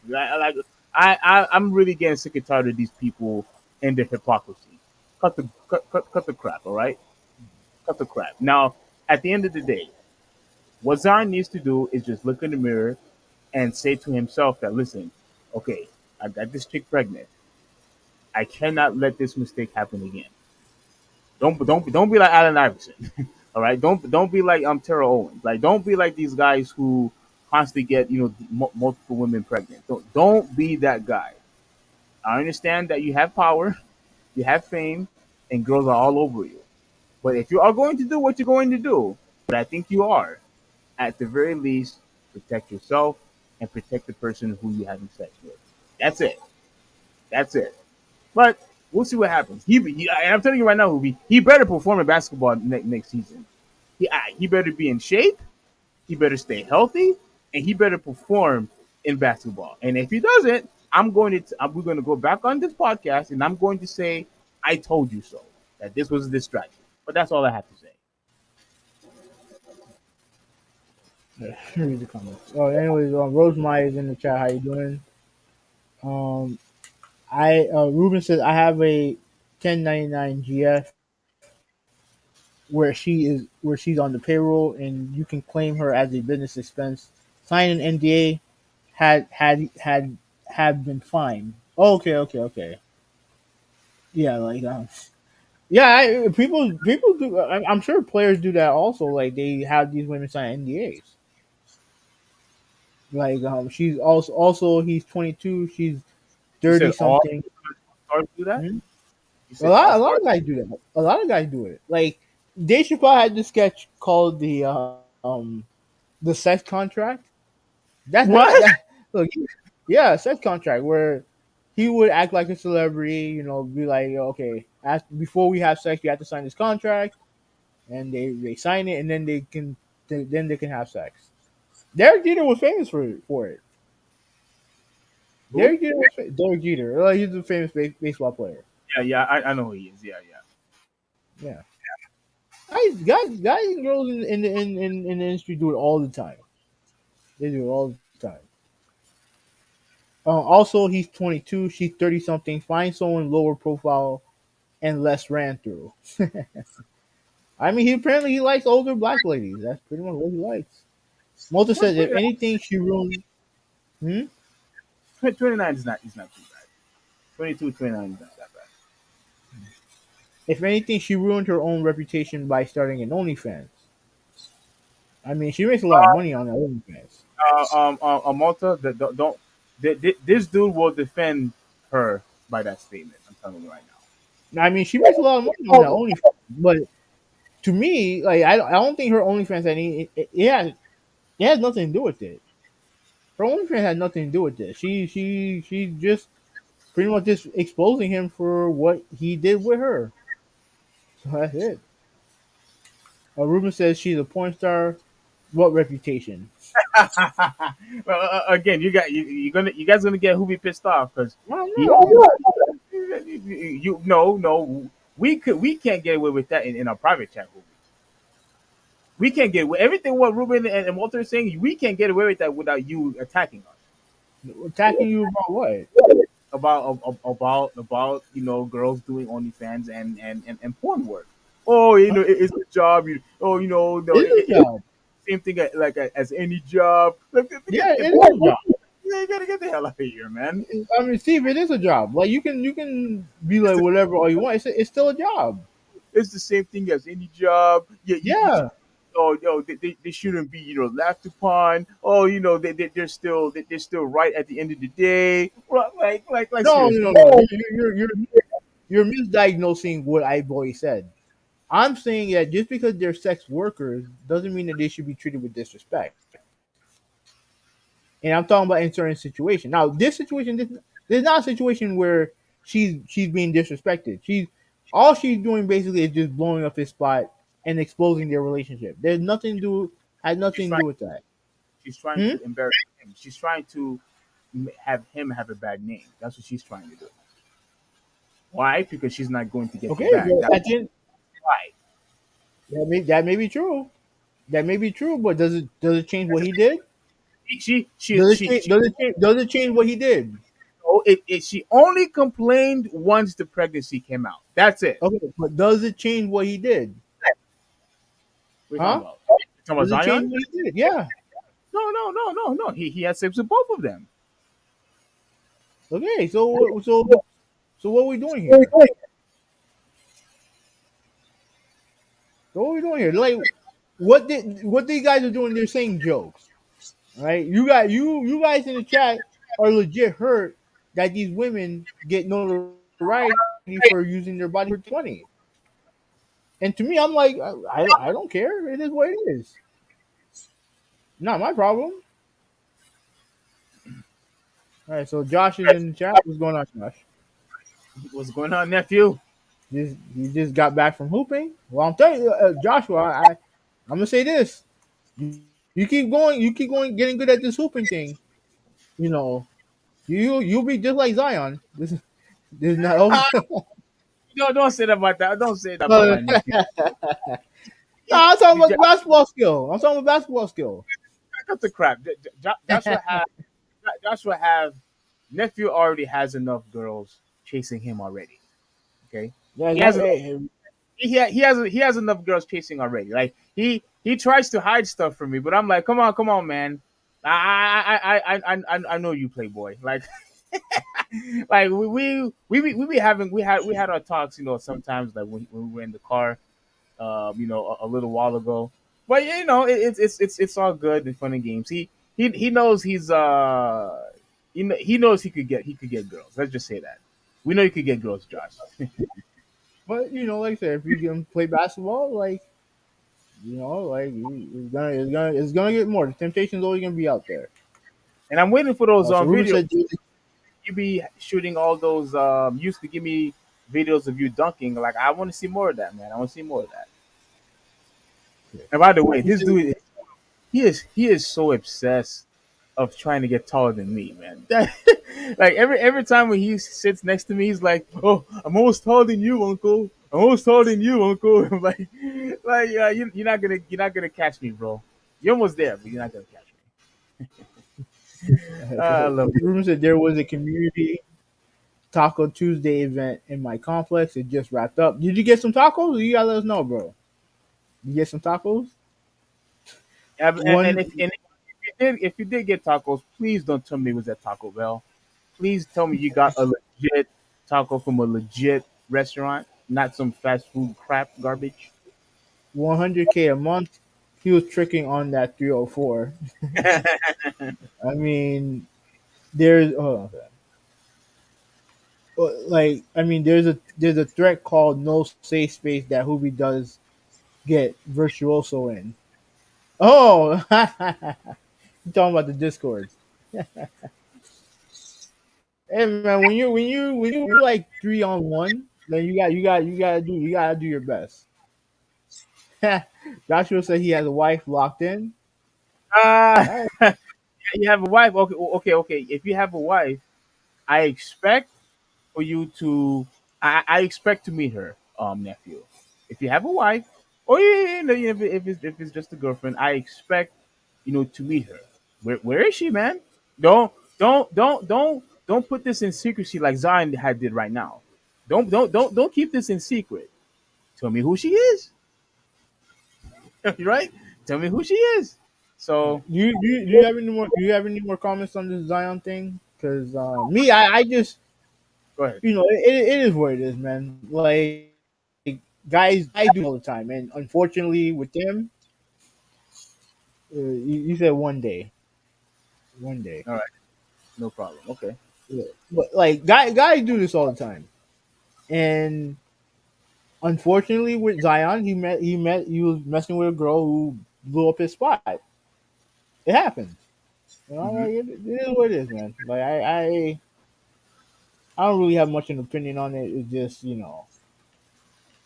niggas, this dude's just gonna they're just gonna if it's there they're gonna go after it, man. Like and the thing is that if you're in Zion's position, I don't know how many you guys can talk a big game, but when it's in your face, I think you guys are gonna have a very different story, very different Wait, wait, result. what do you mean? I'm just saying a lot of you guys just sit there and be like, oh, I would never do this. I would never let her do this to me and all the other stuff. Well, I don't know, man. I don't know. I don't know. I'm telling you, man. Like, trust me. Vagina make you do some crazy things sometimes. Yeah, so Joshua says I was busting ass in LA, though it was hilarious. But yeah, that thing, Zion was tripping. And did y'all speak on Jimmy sold not sold in crunch time yet? Yeah, we already talked about the NBA final. That's the first thing we talked about. Yeah, yeah, And we talked about that. We actually I showed a picture of the before and after about his numbers, about how he was injured, and Hoovy didn't Hoovy said nah. Hoovy did not give him a pass at all, even after the injury. He didn't give him a pass at all. He said that when you're on the court, you got to perform. That's what he said. yeah, And I mean, and and I pretty much said, well, I'm just gonna let him slide because he was hurt. Maybe he was tired, and Joker is just a phenomenal player. And I'm sorry, Joshua, he's the best player in the league right now. He is. He you dominated. He's been consistently good. Go ahead. have any more comments on Zion? Oh yeah, and about Zion, look, at the end of the day, man, I just hope that he performs well next season. He has been out of the league. He hasn't played a full season yet, Yeah, and hopefully when we talk about him next time, it's going to be about him performing well on the court and not about him being injured again or being exposed by ham girls and porn stars and stuff like that. Again, do whatever it is that you want, man. Do what you want. Hopefully, the next kid that you have is will be with your wife and not with some stripper or some porn star chick. Have high standards for yourself, bro. Have high standards. okay. On that note, let's get out of here because I gotta go to work. So let's do a roll call. Joshua, thank you for watching. Ruben, thank you for watching. Malta, thank you for watching. Rose Mike, thank you for watching. Chris, thank you for watching. Rudolphi, thank you for watching. Critical Drop watching F, thank you for watching. Let's see. JD Stacks, thank you for watching. Yeah, if you're listening right now, and you haven't joined the Discord. Join the Discord. You forgot Ryan. You That's forgot the Ryan. post. Yeah, and Ryan, thank you for watching. So, yes, we will do a show on Thursday. This one will be all gaming. So, we got lots of gaming topics to discuss. Siegfried will be there with us, right? BHC Dark. Yes. All right, so I'll get in contact with him tomorrow and kind of go through kind of like the format of what we're gonna do tomorrow because like we can't cover every game in every conference. That would take us like 20 hours. We're not doing that. But Yeah. we'll Yeah. cover we'll cover yeah we'll cover as much as we can. Yeah. Yeah. But on that So note, yeah. yeah. Okay. So once again, guys, if you could give us a quick like and share. Okay. Shout out to Nolan too. Thank you for watching, Nolan. Yes. Yes. Appreciate you, Nolan. Awesome. Thanks for the support. So if you all could, before you leave, if you could give us a quick like and share it, whether if it's on Facebook, IG, Twitter, Snapchat, whatever it is that you use, it'll be awesome. So that way more people get to view this channel, and we will continue to make more. So please stay tuned with us this Thursday. Okay. This Thursday, once again, a gaming topic. There will be no sports talk at all this Thursday. Just keeping in mind, no sports talk. It'll all be all video games with Movie 186 and Dark, aka Secret. So, all that being said, God bless you all. This is the Traditionalist 101 signing out. Have a good one. All right. Later, guys.